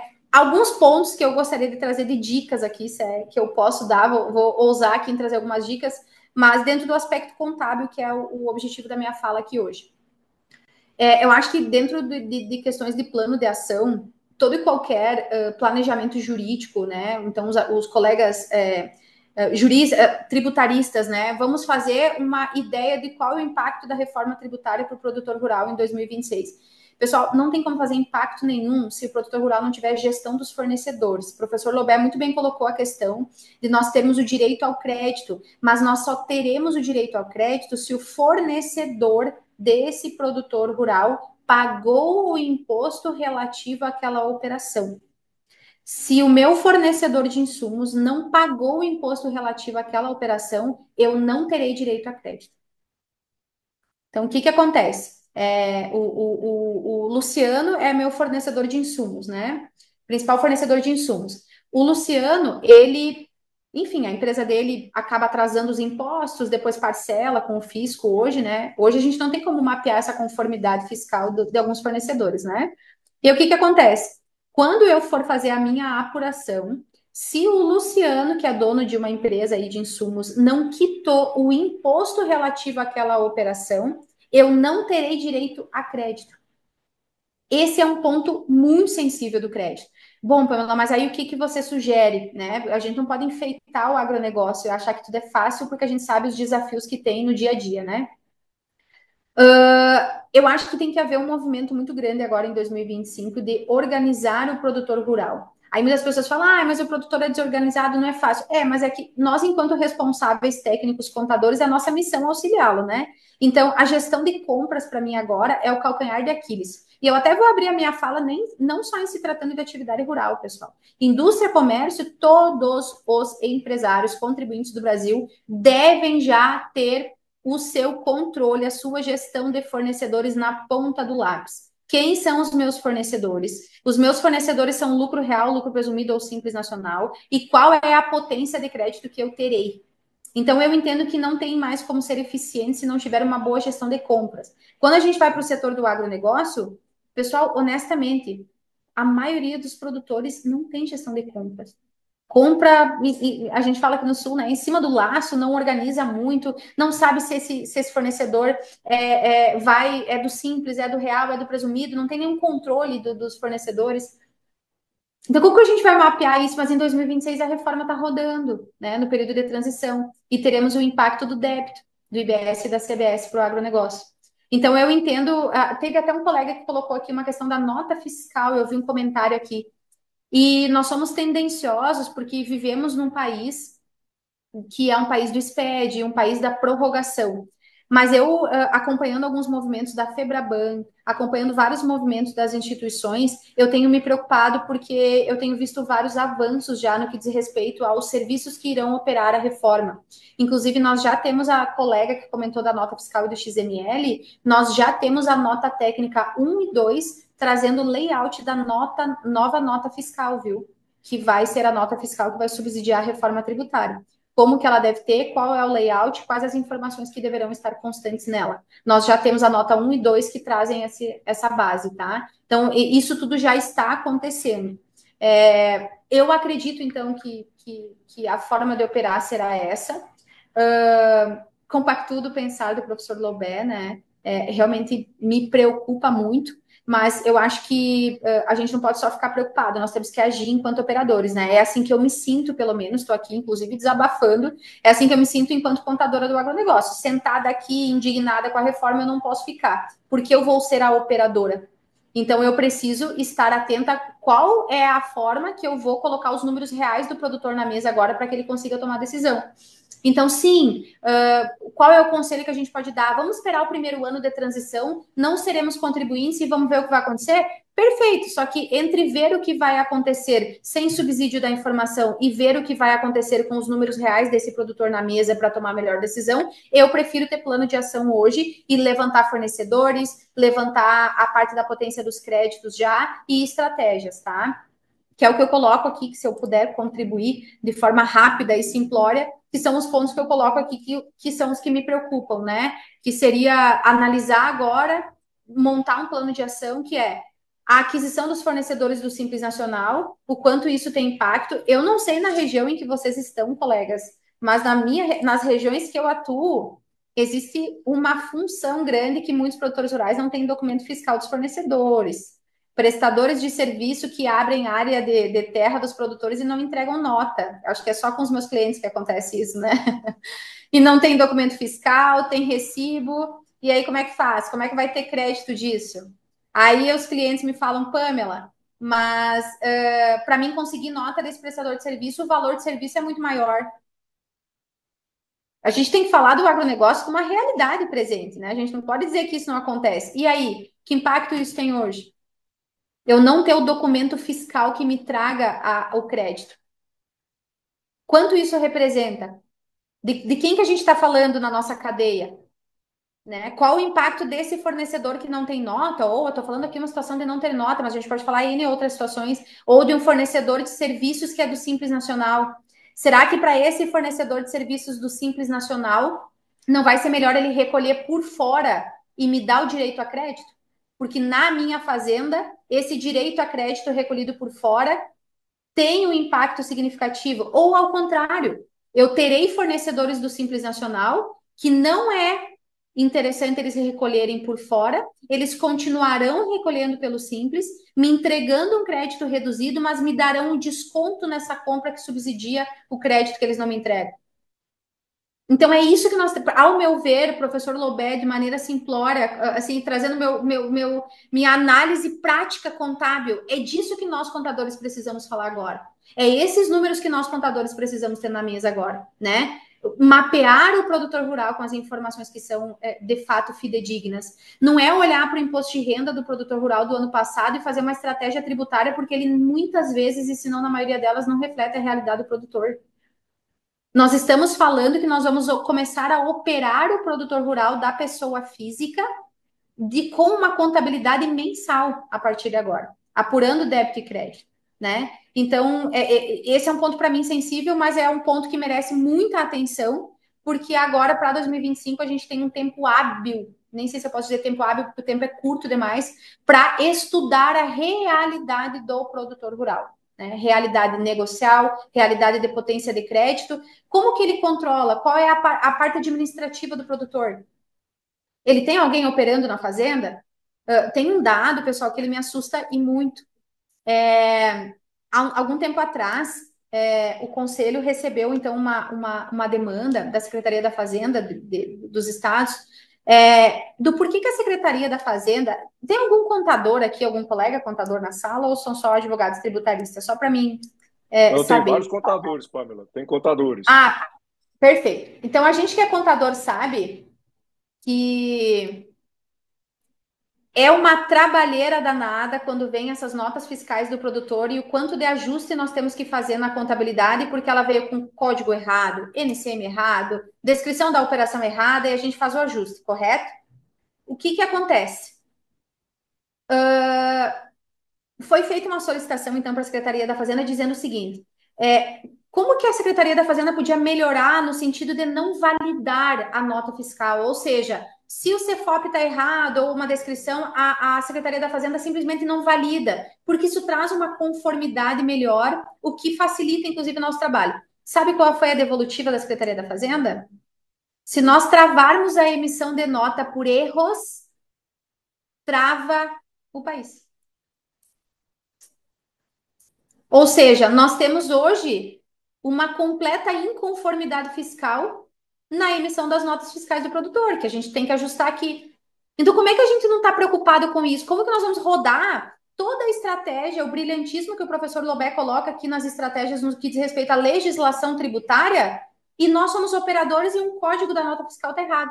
O principal documento que vai dar vazão, que vai dar operação à reforma tributária é a nota fiscal, porque a gente vai falar de split payment. O que é o split payment? Nada mais é do que, eu não vou usar essa palavra retenção porque não é correta, mas talvez para aqui no nosso ambiente de sala de aula, para trazer uma familiarização, é uma retenção na fonte. O que é o principal documento que traz a prerrogativa da retenção? Nota fiscal.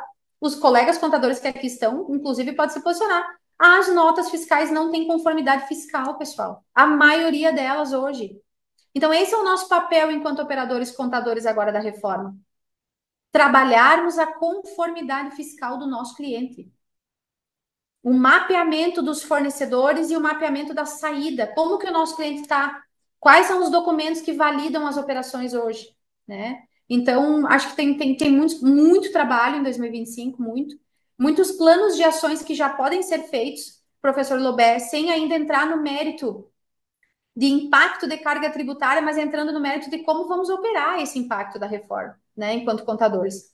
O que estamos orientando na parte operacional do produtor rural. Então, esse é um ponto que me preocupa. Deixa eu abrir o slide aqui de novo. O que está sendo adquirido com recibos, acabei de falar, entrega das declarações mensais. Eu não sei vocês, pessoal, mas tem muito produtor nas minhas regiões em que atuo que a contabilidade não é mensal, a contabilidade é procurada apenas para entregar o imposto de renda. Então, como que hoje o produtor está preparado? Eu não gosto muito de usar a frase que alguns colegas acabam utilizando, que, mas o produtor só me procura uma vez no ano. Então, procure você, o produtor. Traga o produtor para mais perto do seu escritório. Se comunique com o produtor. O calcanhar de Aquiles da atividade rural é a falta de informação. Muitos produtores pecam tributariamente, contabilmente, porque não têm informação. E é nossa responsabilidade trazer o produtor rural para dentro dos nossos ambientes, dos escritórios contábeis, ou levar essa informação, puxar o produtor. Aquela máxima do produtor, o ver para crer. Né? Ele quer ver para crer que o serviço de contabilidade não é emitir guias. O serviço de contabilidade não é enviar o imposto de renda. O serviço de contabilidade é gestão da propriedade rural. E a gente só vai trazer isso. Por isso que, professor Lobé, se eu puder ousar aqui e colocar assim que tem algo que me deixa inspirada na reforma. Um ponto só que me deixa com vontade de trazer ela para a operação, que é a possibilidade de nós, contadores, mostrarmos de fato na prática a essência da nossa profissão. Mudarmos a cultura do produtor no pensar administrativo e no pensar contábil. Então, eu acho que muito embora não sem desafios, mas nós temos grandes oportunidades de elevar a atividade rural ao patamar contábil administrativo no mesmo patamar produtivo que a atividade já se encontra.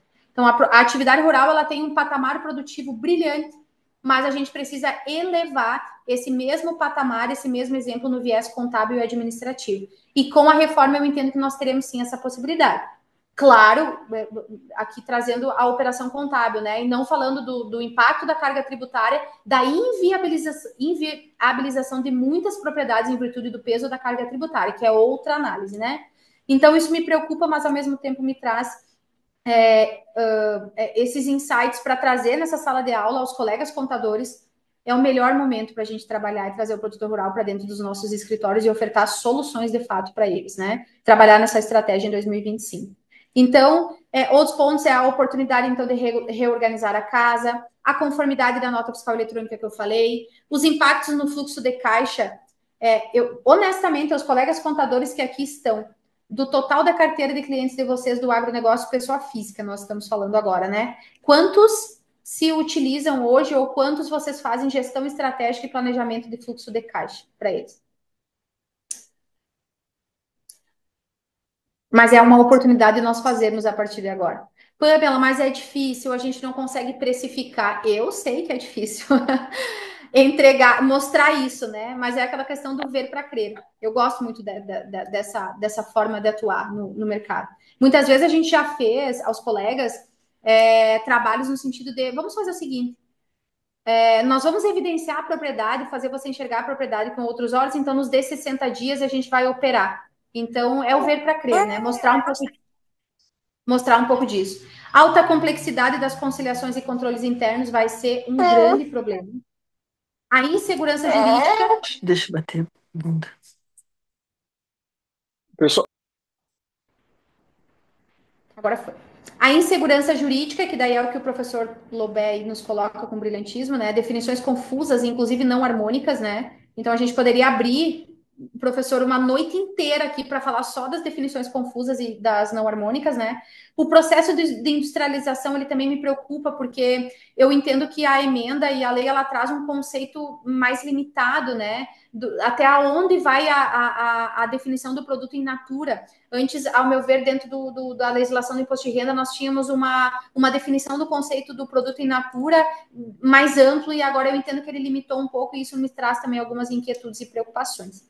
Então, assim, de uma maneira bem resumida, que eu acho que até estendi os 20 minutinhos, não sei, mas tenho essas preocupações também, que são compartilhadas com o mesmo pensamento do professor Lobé e demais colegas que aqui estão, que eu também acompanho, sou grande admiradora e fã. Mas dentro do viés, então, prático contábil, acho que temos uma caminhada em 2025 agora importante, estratégica e crucial, né? Então, acho que é um momento para arregaçar as mangas, nós, enquanto profissionais contábeis, e trazer, de fato, o produtor para dentro dos nossos escritórios de contabilidade e mostrar os números. E aqui, em última fala, assim, trazendo um pouco do que será importante, acho que vai ser o futuro da nossa profissão. Acho que o BPO financeiro vai ser algo que vai decolar muito, porque eu falei para vocês antes que mais importante do que ter os dados é saber tratar os dados e evidenciar os dados, né? Como que o produtor rural vai tomar a decisão? E eu vejo muito hoje uma dificuldade grande entre os profissionais contadores de tratar os dados. O primeiro que os dados chegam errados, acabei de falar sobre isso, né? Então, qual é o nosso olhar no que diz respeito ao tratamento dos dados e à evidenciação dos dados, né? Então, cuidar muito isso e levar isso já como uma estratégia. Tem muito trabalho pela frente já, pessoal, arregaçar as mangas e trabalhar a gestão das propriedades e a conformidade contábil para depois falarmos de impacto de carga tributária. Como que nós vamos mensurar o impacto da carga tributária se nós não temos os números reais na mesa, gente? Não se analisa impacto de carga tributária com a cópia da última declaração do imposto de renda, pelo amor de Deus. Então, acho que esse é o ponto, e se eu puder contribuir de alguma forma, é mais com esses insights, então, das inquietudes relativas à operação contábil. sensacional, fantástico, Pamela. Acho que a fala do professor Leonardo, com o olhar crítico, que é comum dele, né? Quem acompanha e lê os livros sabe. Ele pensou muito bem ali alguns problemas. A Pamela vem com essa parte operacional, né? Eu confesso para vocês, e já tive a oportunidade de falar isso inúmeras vezes também, em grupos e eventos. A reforma, ela trouxe foi complexidade, é um mundo totalmente novo para o produtor rural. A gente acompanha aqui, Pamela e Leonardo. O Leonardo também sabe. É uma questão cultural, né? O produtor, o jeitão do agro, né? O jeitão da atividade rural é aquele assim, ó, mas eu sempre fiz assim, nunca deu errado, meu vizinho faz assim, meu pai fazia assim, né? E o que que acontece? Vai ter que mudar. É mudança de mentalidade. Não é fácil. Não é fácil, a gente acompanha, mas vamos aprender pela dor, né? Essa comemoração que se teve daquela questão do regime simplificado, né, para o produtor rural de até 3 milhões e 600, isso é para inglês ver. No final das contas, todo mundo vai fazer opção, né, por ser contribuinte. E eu vou abrir a parte aí para quem quiser fazer perguntas, tá? E se sobrar um tempinho, eu queria perguntar, né? Eu ouvi a opinião aí do professor Leonardo e da Pamela, a questão do como que a gente vai operar no arrendamento, né, o tratamento de atividade de locação, se o número de imóvel lá que tem um critério objetivo, eu vou usar o conceito lá do direito agrário, né, do Estatuto da Terra, ou eu vou usar o do registro público? Quantas matrículas? Né? Isso vai ficar muito confuso. E o costume muito atual também, parceria rural sem despesa operacional, né, no parceiro proprietário. Como é que a gente vai enfrentar isso? Vai valer a pena ou não? Tá? Então fica aberto para quem quiser fazer perguntas, participar, tá? Fique à vontade.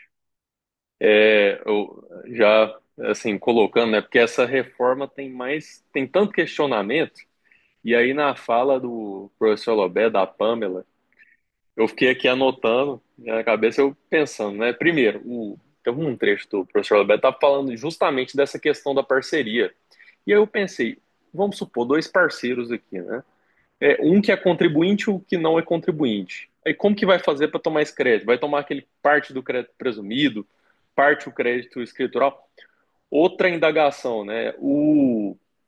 Aquele produtor que não for contribuinte, ele vai ter o produto dele preterido na hora de ser comprado, vai ter um reajuste, por exemplo, no mercado. Por exemplo, aquele cara que é contribuinte, como ele tem um crédito certo ali, vai ter essa preferência ali na hora de ter os seus grãos comprados, né, o seu produto.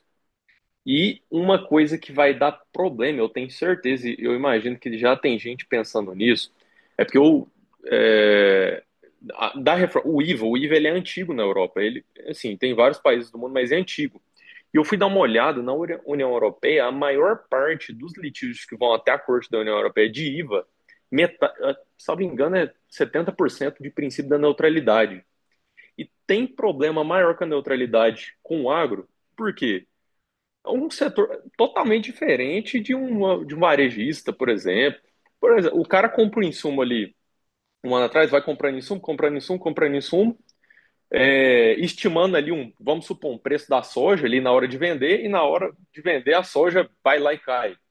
É um setor totalmente distinto. Então, assim, essas são as minhas indagações, se os palestrantes puderem falar um pouquinho disso aí. Bom que eu coloquei 3 pontos, né? E esses 3 pontos aqui já dá uma discussão inteira.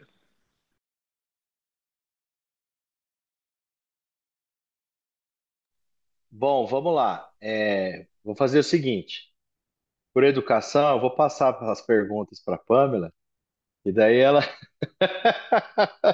Não, vou fazer, ó. Você falou de parceria, né? Como é que fica a questão da parceria, questão da neutralidade. Aí, Luciano, eu perdi a segunda. É que eu estava lendo o texto da lei aqui. Enquanto você estava fazendo a primeira, eu já estava procurando a resposta da lei. A segunda eu me perdi. Você falou da parceria dos dois lados, que é o Da que o Léo falou também, parceria. né? Da Não, parceria. até eu esqueci o segundo ponto agora. Então, Vamos pronto, ficar vamos só nos nessas duas. dois. Graças a Deus você É, esqueceu, que ficou mais fácil. Ó, eu não. Eu, assim, vamos lá. A questão, olhando da perspectiva da parceria, tá? Vamos falar do arrendamento primeiro. Arrendamento. Naquela história lá dos 3.600. arrendamento genuíno, que tem que ser pago em dinheiro, etc, etc, não costuma dar o cara arrendar a fazenda e não vai ter, assim, pelo menos no que eu vejo aí, não costuma dar acima de 3 milhões e 600 ao ano. Isso significa que o cara pode Joga optar, verde, vai, Alberi. vai, vai... Ô, Oi, tem alguém com áudio aí. Isso significa que o cara vai ter que brigar para ser considerado produtor rural e, ao ser produtor rural, ele dizer que ele não é contribuinte, porque daí ele não paga IBS, CBS, vai ser só imposto de renda, se for pessoa física. Bom, se for parceria, eu sou o parceiro outorgante e o outro é o parceiro outorgado. O parceiro outorgado, se vai valer a pena para ele ou não, por ter os insumos, as despesas, tudo, isso é uma questão que ele vai estar ali como produtor rural, digamos, indiscutivelmente explorando a atividade rural. Só que o parceiro outorgante, e a gente vem discutindo isso há muito tempo, da ótica do parceiro outorgante, na questão de poder apurar o imposto de renda pelo regime presumido no 5.5, se ele for pagar o IBS, a CBS,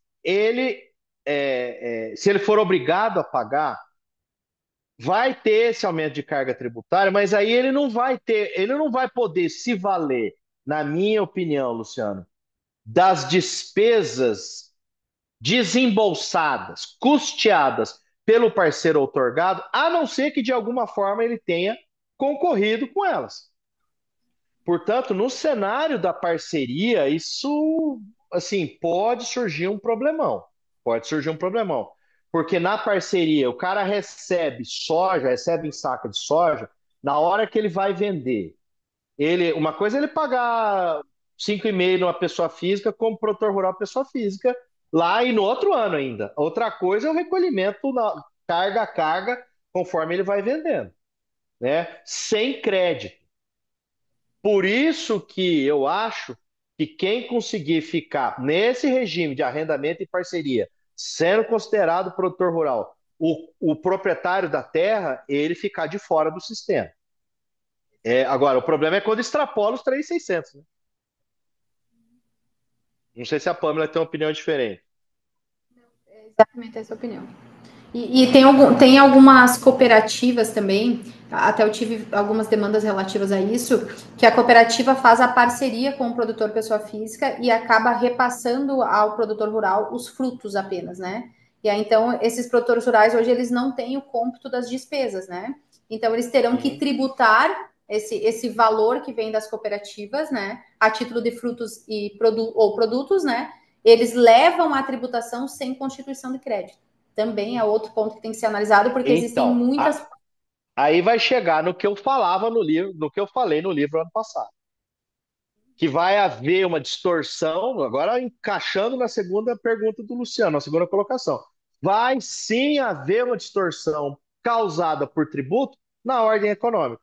Porque se eu sou o dono das terras, nós firmamos um contrato em que eu estimei uma carga tributária e agora. O problema é que ninguém fala qual é a carga, né? A resolução do Senado, dos estados, ninguém fala qual é a carga, né? Mas o que se fala é que será próximo de 30%, 28%. Numa alíquota, no projeto da Câmara era 28,5, alguma coisa assim.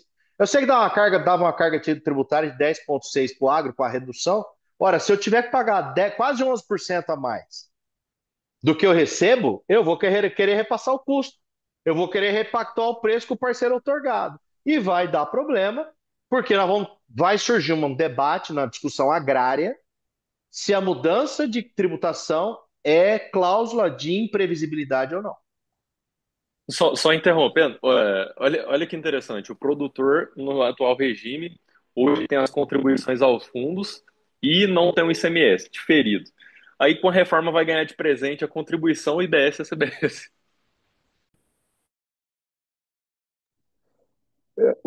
Só para complementar aí o que a Pâmela e o professor Leonardo falou, pelo menos na região aqui é muito comum ter o contrato de parceria rural e você não ter esse compartilhamento de despesa. Não há, simplesmente recebe os frutos. Inclusive, isso está sendo objeto de fiscalização aí, questionamento. A Receita vem desclassificando, né, o contrato de parceria rural, dizendo que o fato do parceiro outorgante não estar ali efetivamente na operação, não compartilhar essas despesas, o que de fato existe é um contrato de arrendamento, é uma locação, né? Então, eu vejo que esse vai ser um ponto que vai pegar muita gente. Aí vai entrar a questão da operação, né? Como é que vai se compartilhar esse controle de custos, né? Vai realmente ser ali uma sociedade de fato. Vai ter que ter essa gestão de informação. E vamos Pegou o lá, né, Léo? produtor realmente. Isso não está na lei, né? A questão de que eu sou obrigado a partilhar custo. O Estatuto da Eu É, ia. Terra é contrato típico. exato, E o exato. Estatuto da Terra foi reformado ontem, em 2007 já, É. quase E, 20 anos atrás, e e isso está não se Teve disposto. exige. um. Eu tenho acompanhado esses precedentes É, aí. Isso é aquela história, o cara que não sabe o que está falando. Porque e, o requisito é a variação, e isso está muito claro no artigo 96, parágrafo 1º do Estatuto da Terra, com a lei 11.000, alguma coisa, de 2007, que a variação de preço pelo legislador foi considerada um risco a ponto de se justificar a adoção do regime de parceria. exatamente. Operação contábil também acredito que não há necessidade mais, isso são muitos questionamentos acerca da evidenciação, né? Então, existe muito uma crença de que existe a exigibilidade de que ambos movimentem as despesas no seu imposto de renda. Não há necessidade nenhuma, inclusive em documentos fiscais, colegas. Pode ser sim que uma das partes apenas adquira as notas fiscais de insumos, faça a venda e depois haja o rateio proporcional lá no imposto de renda. Mas não tem necessidade mais. Isso já. É. Então, e aí O, vem a lei do IBS e vai complicar isso aí, né? aí esse é um ponto que precisa avaliar. Está tendo muito a questão da pejotização, né? O planejamento sucessório. Você faz a agropecuária e aí faz um contrato de parceria rural com os sócios, né? Que também adota a mesma sistemática. Fora o problema de planejamento abusivo, mas também acaba caindo nessa questão de ser essencial ou não ter despesa, né? Agora, É que tem é dentro do também. aspecto do. Só para compartilhar, doutor Leonardo, dentro desse viés da questão das despesas, a gente está falando aqui da questão do contrato de parceria, mas tem um outro cuidado que tem que se ter com a constituição do CNPJ, principalmente para holding, que eu falo muito, acho que falei no encontro passado, inclusive nosso, que é a questão do princípio da entidade contábil, tá? Porque tudo bem, a gente tem o aspecto aí do contrato de parceria, da distribuição dos frutos e produtos, mas também nós temos que ficar atentos ao princípio da entidade, né? Então, existem CNPJ sendo abertos, sem movimentação, ferindo o princípio da entidade, apenas para constituir patrimônio, né? Então, isso tem que ter cuidado, porque inviabiliza total. Princípio da entidade, propósito negocial também, então, eu me preocupo muito com isso, né? E tem muito, viu, sendo feito. Pessoal, mais alguém quer fazer alguma pergunta, comentário?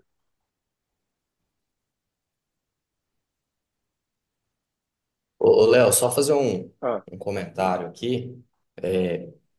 Primeiro, eu queria registrar aqui que por mim eu ficava até mais tarde, viu, Léo? Eu sei que tem o jogo agorinha, apesar de que eu não torço nem para o Corinthians nem para o Palmeiras, mas realmente a gente acompanhou aqui uma aula, tanto sua como da Pamela, não era de esperar menos, né?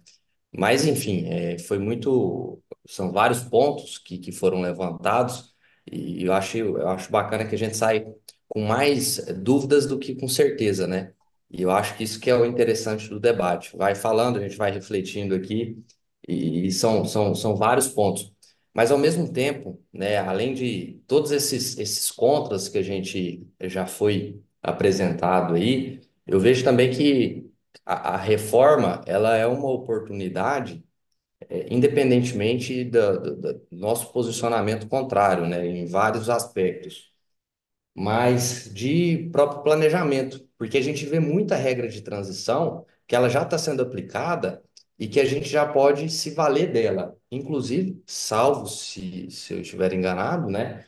mas em relação à questão da própria tributação no arrendamento, porque existe uma regrinha de transição lá no final da Lei Complementar 214 que estabelece que se o contrato ele tiver registrado no cartório até a promulgação, a publicação da lei complementar, ou até o final do ano de 2025, tiver sido registrado em cartório com reconhecimento de firma, tem algumas disposições nesse sentido, você, contribuinte do IBS-CBS, pode se valer de um redutor de alíquota para 3,65%, sendo que a alíquota, em tese, ela vai ser em torno de 9%, levando em consideração aquela redução de 70% dos 30% esperado.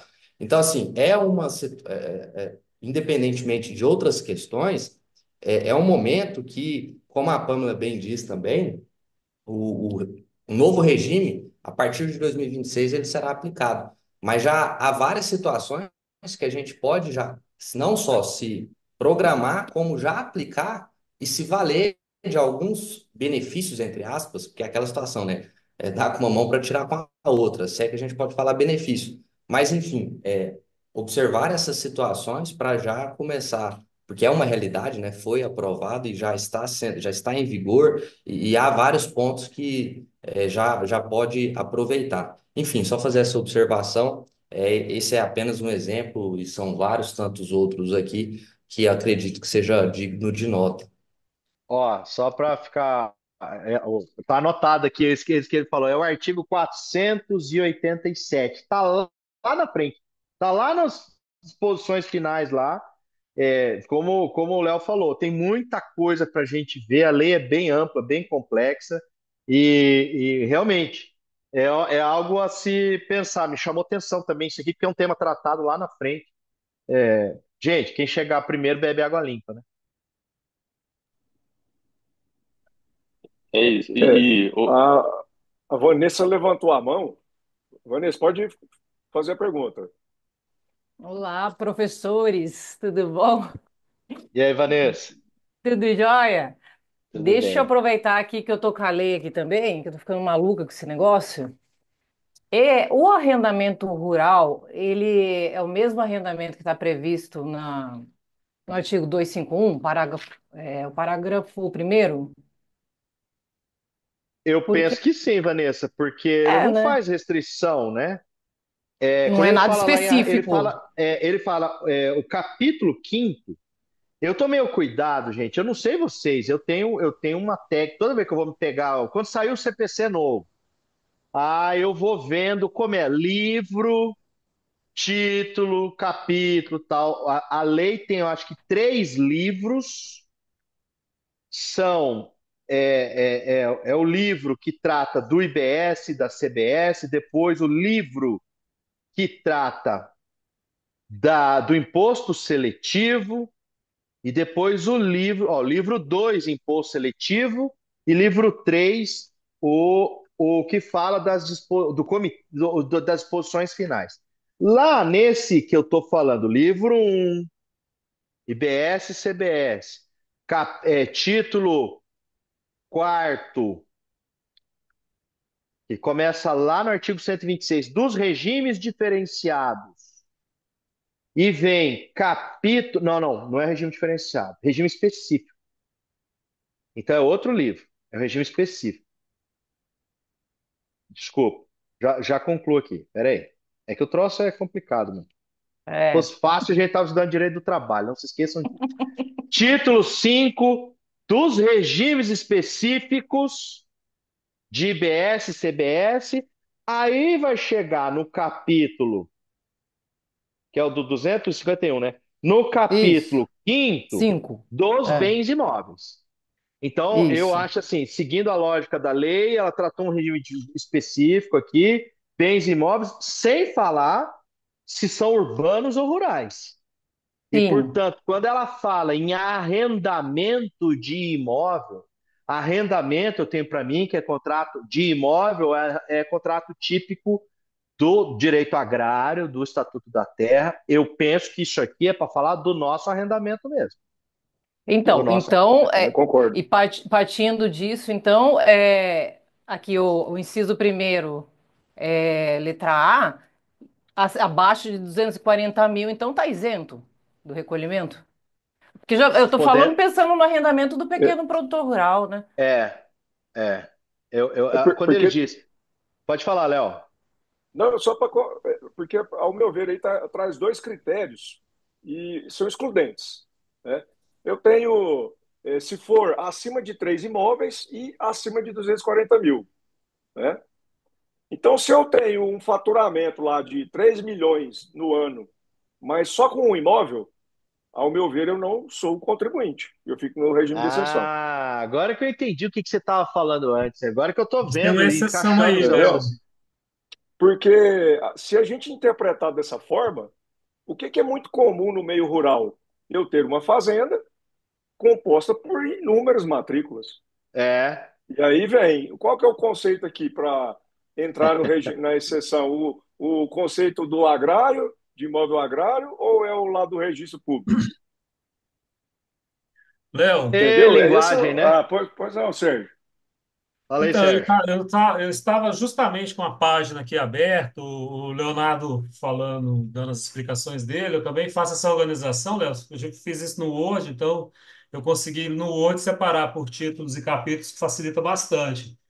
E lá nesse capítulo, essa questão do arrendamento, eu estava observando aqui, Léo, lá no parágrafo segundo desse mesmo artigo que você está mencionando, 251, inciso 2, ele vai falar o seguinte: colocação, cessão onerosa ou arrendamento do bem imóvel em valor que exceda em 20% o limite lá da linha A do inciso 1 do parágrafo primeiro, né, e voltando aqui no parágrafo segundo, também será contribuinte. Então, realmente, a primeira hipótese seria exceder 240 mil e ter mais de três imóveis.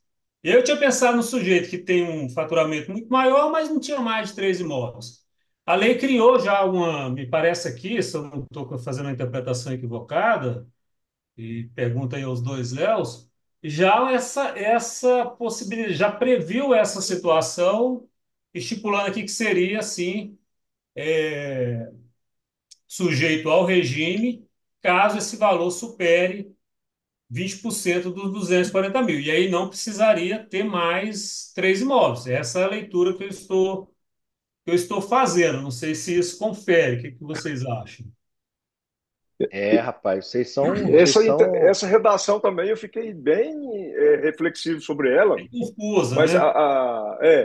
eu estou tendente, né, a concluir aqui Conjugar. que ela isso, ali só está reforçando o fato de, ó, se você ultrapassar o limite lá de 240 mil e você tem mais de três imóveis, você já é contribuinte já no ano mesmo, no exercício financeiro. Acho que a interpretação foi essa. Até no podcast, o Jefferson Valentim, que ele fez parte da redação dessa, dessa parte, ele disse que se acumular esses dois requisitos, né? Então, assim, só um não. Eu falo assim, se tiver três imóveis, não. Acúmulo. Então, peraí, Marcos, vocês estão Mas assim, interpretando. Ó, como vai ser interpretado, a gente não sabe, né? Porque não, mas falou. vamos nós fecharmos uma o, interpretação aqui em cima do que a Vanessa questionou. Uma coisa que me chamou atenção aqui que eu não tinha pensado, né? O benefício é tratado para a pessoa física. E nas holdings rurais, quem é dona do patrimônio são as pessoas jurídicas. isso. Já vai dar chabu aqui. Para a Receita querer falar, não, para ela reforçar a Receita falar, não, isso aí não é parceria, não. Vocês estão fazendo um arrendamento e não se aplica essa regra. Mas vamos nos abstrair disso. Agora, a pessoa física, então vamos tentar. As pessoas físicas que realizarem operações com bens imóveis serão considerados contribuintes de IBS. Tá. Nos casos de locação, cessão e arrendamento de imóvel, desde que no ano calendário anterior. Portanto, é sempre, eu vou ter que projetar, né, no início do ano, a receita total com essas operações exceda 240 mil e tenho por objeto mais de três imóveis distintos. O E aqui, para mim, é aquele E includente, dada a lógica jurídica, não é o E ou não. Não é o E disjuntor, é o E includente. Ou seja, são requisitos cumulativos, pelo menos penso eu.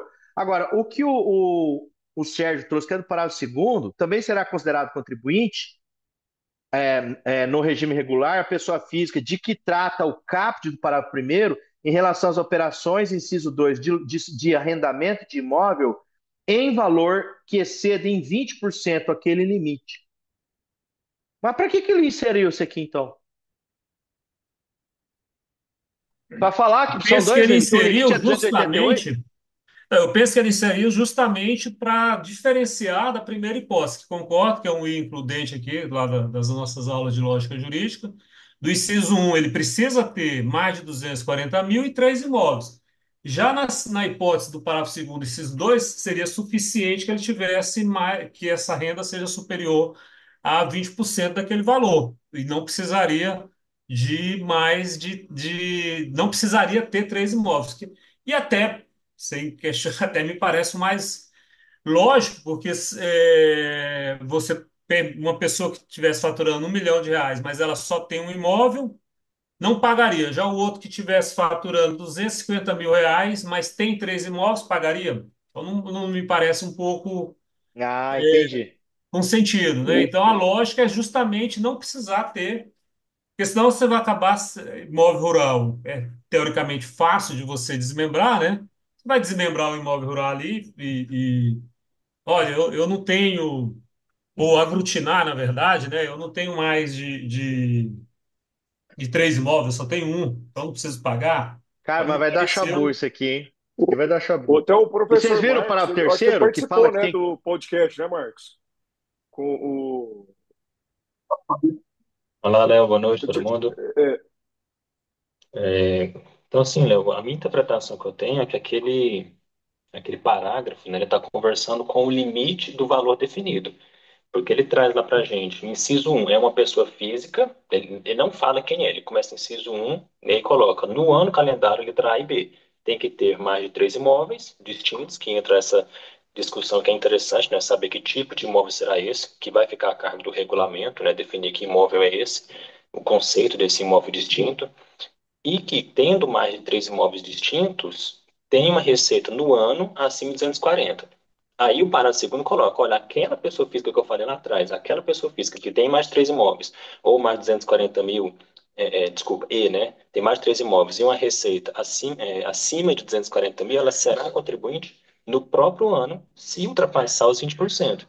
Então, é uma situação cumulativa. Tem que observar a questão de três imóveis e o valor, Ah, na minha interpretação, seria só para definir se vai ser contribuinte no próprio ano ou no ano seguinte. eu concordo, é, agora eu entendi. Eu não também tinha concordo. me destacado uma no próprio possibilidade. ano. O É. núcleo é no próprio ano. A regra do parágrafo segundo é aplicável, é uma regra específica para o próprio ano calendário. Eu não tinha me atentado a isso. Para quem Eu exceder esse também entendo assim. limite. Agora, vocês viram a do parágrafo terceiro, que tem que estar, deve estar no patrimônio do contribuinte há menos de cinco anos contados da sua aquisição? Vocês viram isso? Logo depois, um parágrafo terceiro ali. Para fins do disposto no inciso 2 do parágrafo primeiro, que são o inciso 2 do parágrafo primeiro. Ah, É alienação, é Acho que alienação. é da alienação, é outra alienação, regra. é. É outra regra, esquece que eu falei. Aqui é alienação, vou até anotar isso aqui para não me confundir. Isso Tayane, aqui é você alienação. pode fazer a pergunta, Boa- Tayane. Não, boa noite para vocês. Parabéns pela brilhante aula aí, doutor Leonardo e a Pamela.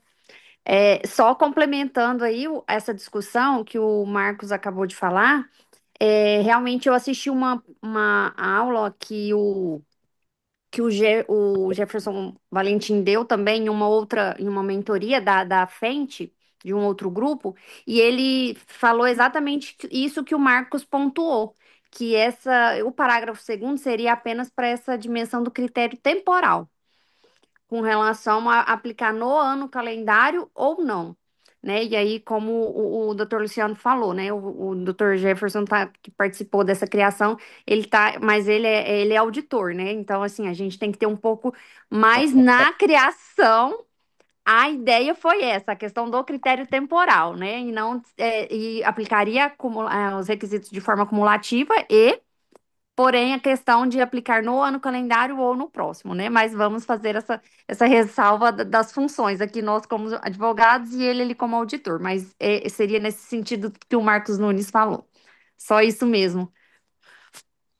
Vocês lembram das aulas lá que vocês tinham de introdução, teoria geral do direito, introdução ao estudo do direito lá, que tinha interpretação autêntica? Vocês nunca souberam quando que vocês iam aplicar a interpretação autêntica. Ó, é assim porque o cara que participou da redação falou que é assim.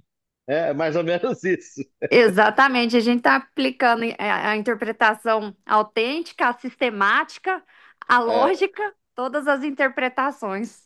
para tentar chegar em algum lugar. A vontade do Léo, legislador. Ah, pois não, Marcos. Léo, tipo assim, lógico que eu sempre tento trazer uma questão um pouco mais direta para tentar consolidar um pouco o entendimento, porque assim, a gente tem que ler várias vezes para compreender, né? Mas eu me atrevo a dizer o seguinte, o parágrafo primeiro, quando ele traz ali o conceito das pessoas que serão contribuintes no regime específico da locação, ele está falando assim, olha, isso aqui são as pessoas que vivem disso, né? São as pessoas que exercem atividade como pessoa física, mas que, na verdade, deveriam estar sendo tratados como pessoa jurídica por conta da sua atividade econômica, habitualidade, etc. Por isso que ele coloca três imóveis, renda de acima de outro valor, coloca nos outros incisos a pessoa física que constrói imóveis e vende isso em curto prazo, né? Ele coloca esses critérios como regra geral, e essa pessoa que ela é contribuinte. Aí os outros parágrafos, tanto para locação quanto para alienação e etc., são aquelas pessoas que exerceram isso com um valor muito alto, ou que tiveram mais operações que ele definiu lá atrás, simplesmente para definir, ou o ano seguinte, ou o próprio ano, né? Então, é como se os parágrafos fosse falar assim, olha, você não era um contribuinte inicial, mas como você fez isso de maneira bem considerável, bem robusta, né, você vai ser contribuinte no próprio ano. Mas são situações que têm que ser observadas cumulativa mesmo. Eu concordo, Marcos. Eu acho que o que eu mais recebo de pergunta, eu acho que todos aqui também, é o produtor, né? Que arrenda, o proprietário de fazenda. Vou pagar ou não o IBS aí como locação? Um monte de gente perguntando, né? E a gente está vendo aí que vai ter que fazer uma avaliação, planejamento tributário aí agora, né? Se a Receita adotar o entendimento do conceito de imóvel de registro público, aí a orientação é o quê, né? Aglutinar tudo. E a não É, cumulatividade Então, plena, me fala aí os créditos de um arrendamento, né? É uma não cumulatividade que é, vai continuar existindo hipótese de cumulatividade, a depender da atividade. totalmente. a Pessoal, locação urbana, o cara que tem lá, tem quatro imóveis, tem duas casas e dois apartamentos, o cara loca, já tá nesses acima dos três imóveis. Quer dizer, que não cumulatividade que é essa? Que ele vai deduzir de crédito? é, O É crédito só se absurdo. for para consertar a pia, consertar a É janela, que absurdo. estragou do ver, locatário. Para não entrar nem na questão nossa de advogado, que nós estamos fritos, né? Para não falar outra palavra. Ó quem tá aí, rapaz. Professor Klaus, meu amigo. Pô, já tinha visto, mas eu ia falar, mas aí ele ô tava quieto aí. Klaus, Tudo bem, queridos? boa Bom, noite, meu queria, amigo. boa noite. Queria primeiramente cumprimentar o Leonardo, meu querido amigo, a Pâmela pela exposição também, Leonardo Amaral, Leonardo Scopel, Sérgio, que eu estou vendo aqui, e mais alguns aí. Muito bom revê-los, viu? Bom, eu vou dizer para vocês que eu saio aqui da mesma forma que lá por volta de 2004, mais ou menos, eu e Leonardo Loubet saíamos das aulas de lógica do professor Paulo de Barros Carvalho e do professor Campilongo, quando ele foi nos ensinar pela primeira vez sobre Niklas Luhmann. Lembra, Léo? Saímos perdidos, falando assim: eu Para não não falar sei outra palavra, nada. não entendia porcaria nenhuma. É, para dizer assim, não sei nada disso, preciso estudar muito, né? É, é. Então, é mais ou menos, eu me vi aqui lá olha quando nós estamos velhos, Léo, 2004, fazendo mestrado na PUC 21 anos. e vivendo essa experiência aí, né, do novo para a gente. E agora é o novo, né? Eu não vou aqui fazer pergunta, não, até porque eu preciso estudar muito antes de fazer pergunta para o Léo, mas eu queria só É. cumprimentar em especial a JET pelo evento e dizer o seguinte para todo mundo aqui: vejam as oportunidades que nós teremos daqui para frente. É claro, isso aqui é um mundo de coisas novas. Isso porque nós não estamos começando a falar de imposto de renda ainda, hein?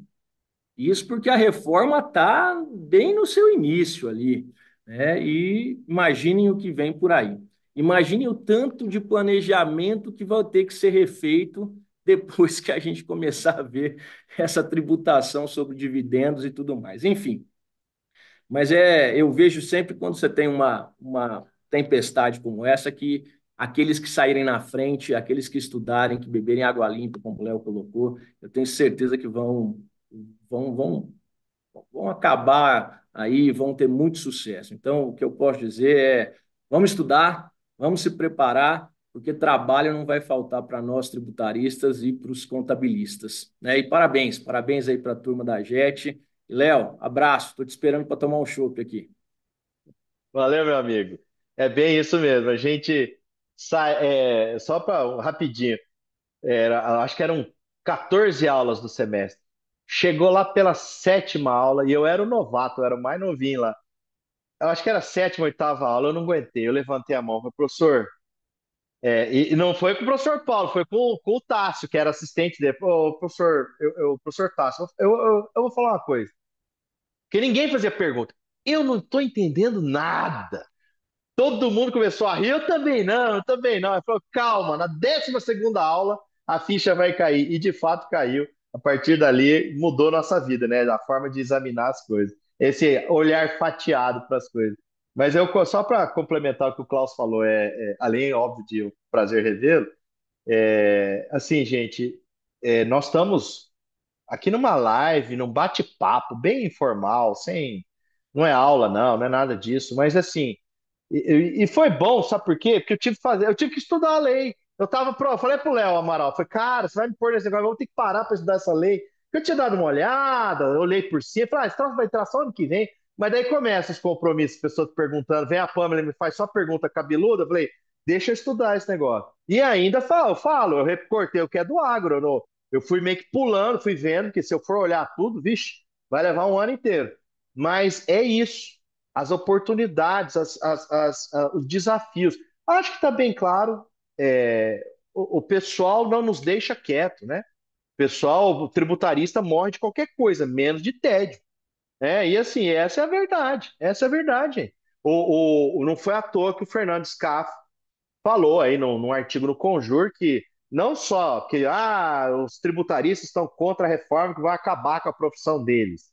Não só não acabou, como o Fernando Scaff fala que como criou trabalho para as próximas 3 gerações, e é verdade. Nós estamos só no começo, como acho que foi o Luciano que falou do regulamento.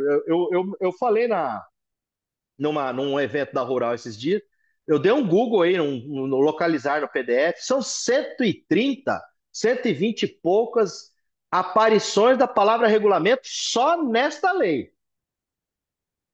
Faz remissão mais de 130 vezes na palavra regulamento. Regulamento é definir. Regulamento é. Ih, gente. E na hora que entrar a história do comitê gestor aí, quem que serão esses caras? Se vocês acham. Eu comparo este momento que nós estamos vivendo igual com a reforma do judiciário quando veio o CNJ, que ninguém sabia o que, que ia ser, que órgão é esse, e olha o que o CNJ virou. Vai ser igualzinho, mais poderoso ainda. Mais poderoso é esse comitê gestor. Eu não tenho dúvida disso. E pensa um lobby para participar do comitê gestor, hein? Não, é inacreditável que onde nós vamos parar. É só despesa pública, só despesa pública. Só criação de órgãos e concurso, e mais gente, e mais servidor, e mais sistema. Pelo amor de Deus. Professor, estou acostumado a falar que é o segundo Banco Central como ter gestor. Tipo É, isso. Não, é que assim, agora a gente tá bem organizada a hierarquia da pirâmide de Hans Kelsen, né? Supremo, comitê gestor e o resto. E o resto. Isso quando o comitê gestor não quiser rivalizar com o Supremo. Muito bom, viu? Pessoal, ó, foi sensacional, viu? A gente já está bem com o horário adiantado aí. Quero agradecer imensamente, viu, Léo? A Pamela, o Léo, o fazer um agradecimento também ao Klaus aqui, eu dizer que o meu filho trabalha com ele aí no escritório em Goiânia, cara. Não Muito fala feliz com isso, que aí isso, vai, viu? vai Tá provar duas coisas, aprendendo que muito você já, e viu, ele estão Klaus? velhos. Ó, não vou liberá-lo, viu? Não vai para o escritório do pai. Não vou deixar. De tão Pega no bom. pé dele. Gente, ó, foi muito bom, viu? E aí a gente espera vocês aí no próximo encontro. Vamos estudar, igual o Klaus falou, o Léo falou. É muita coisa para a gente entender, viu? Um abraço a todos.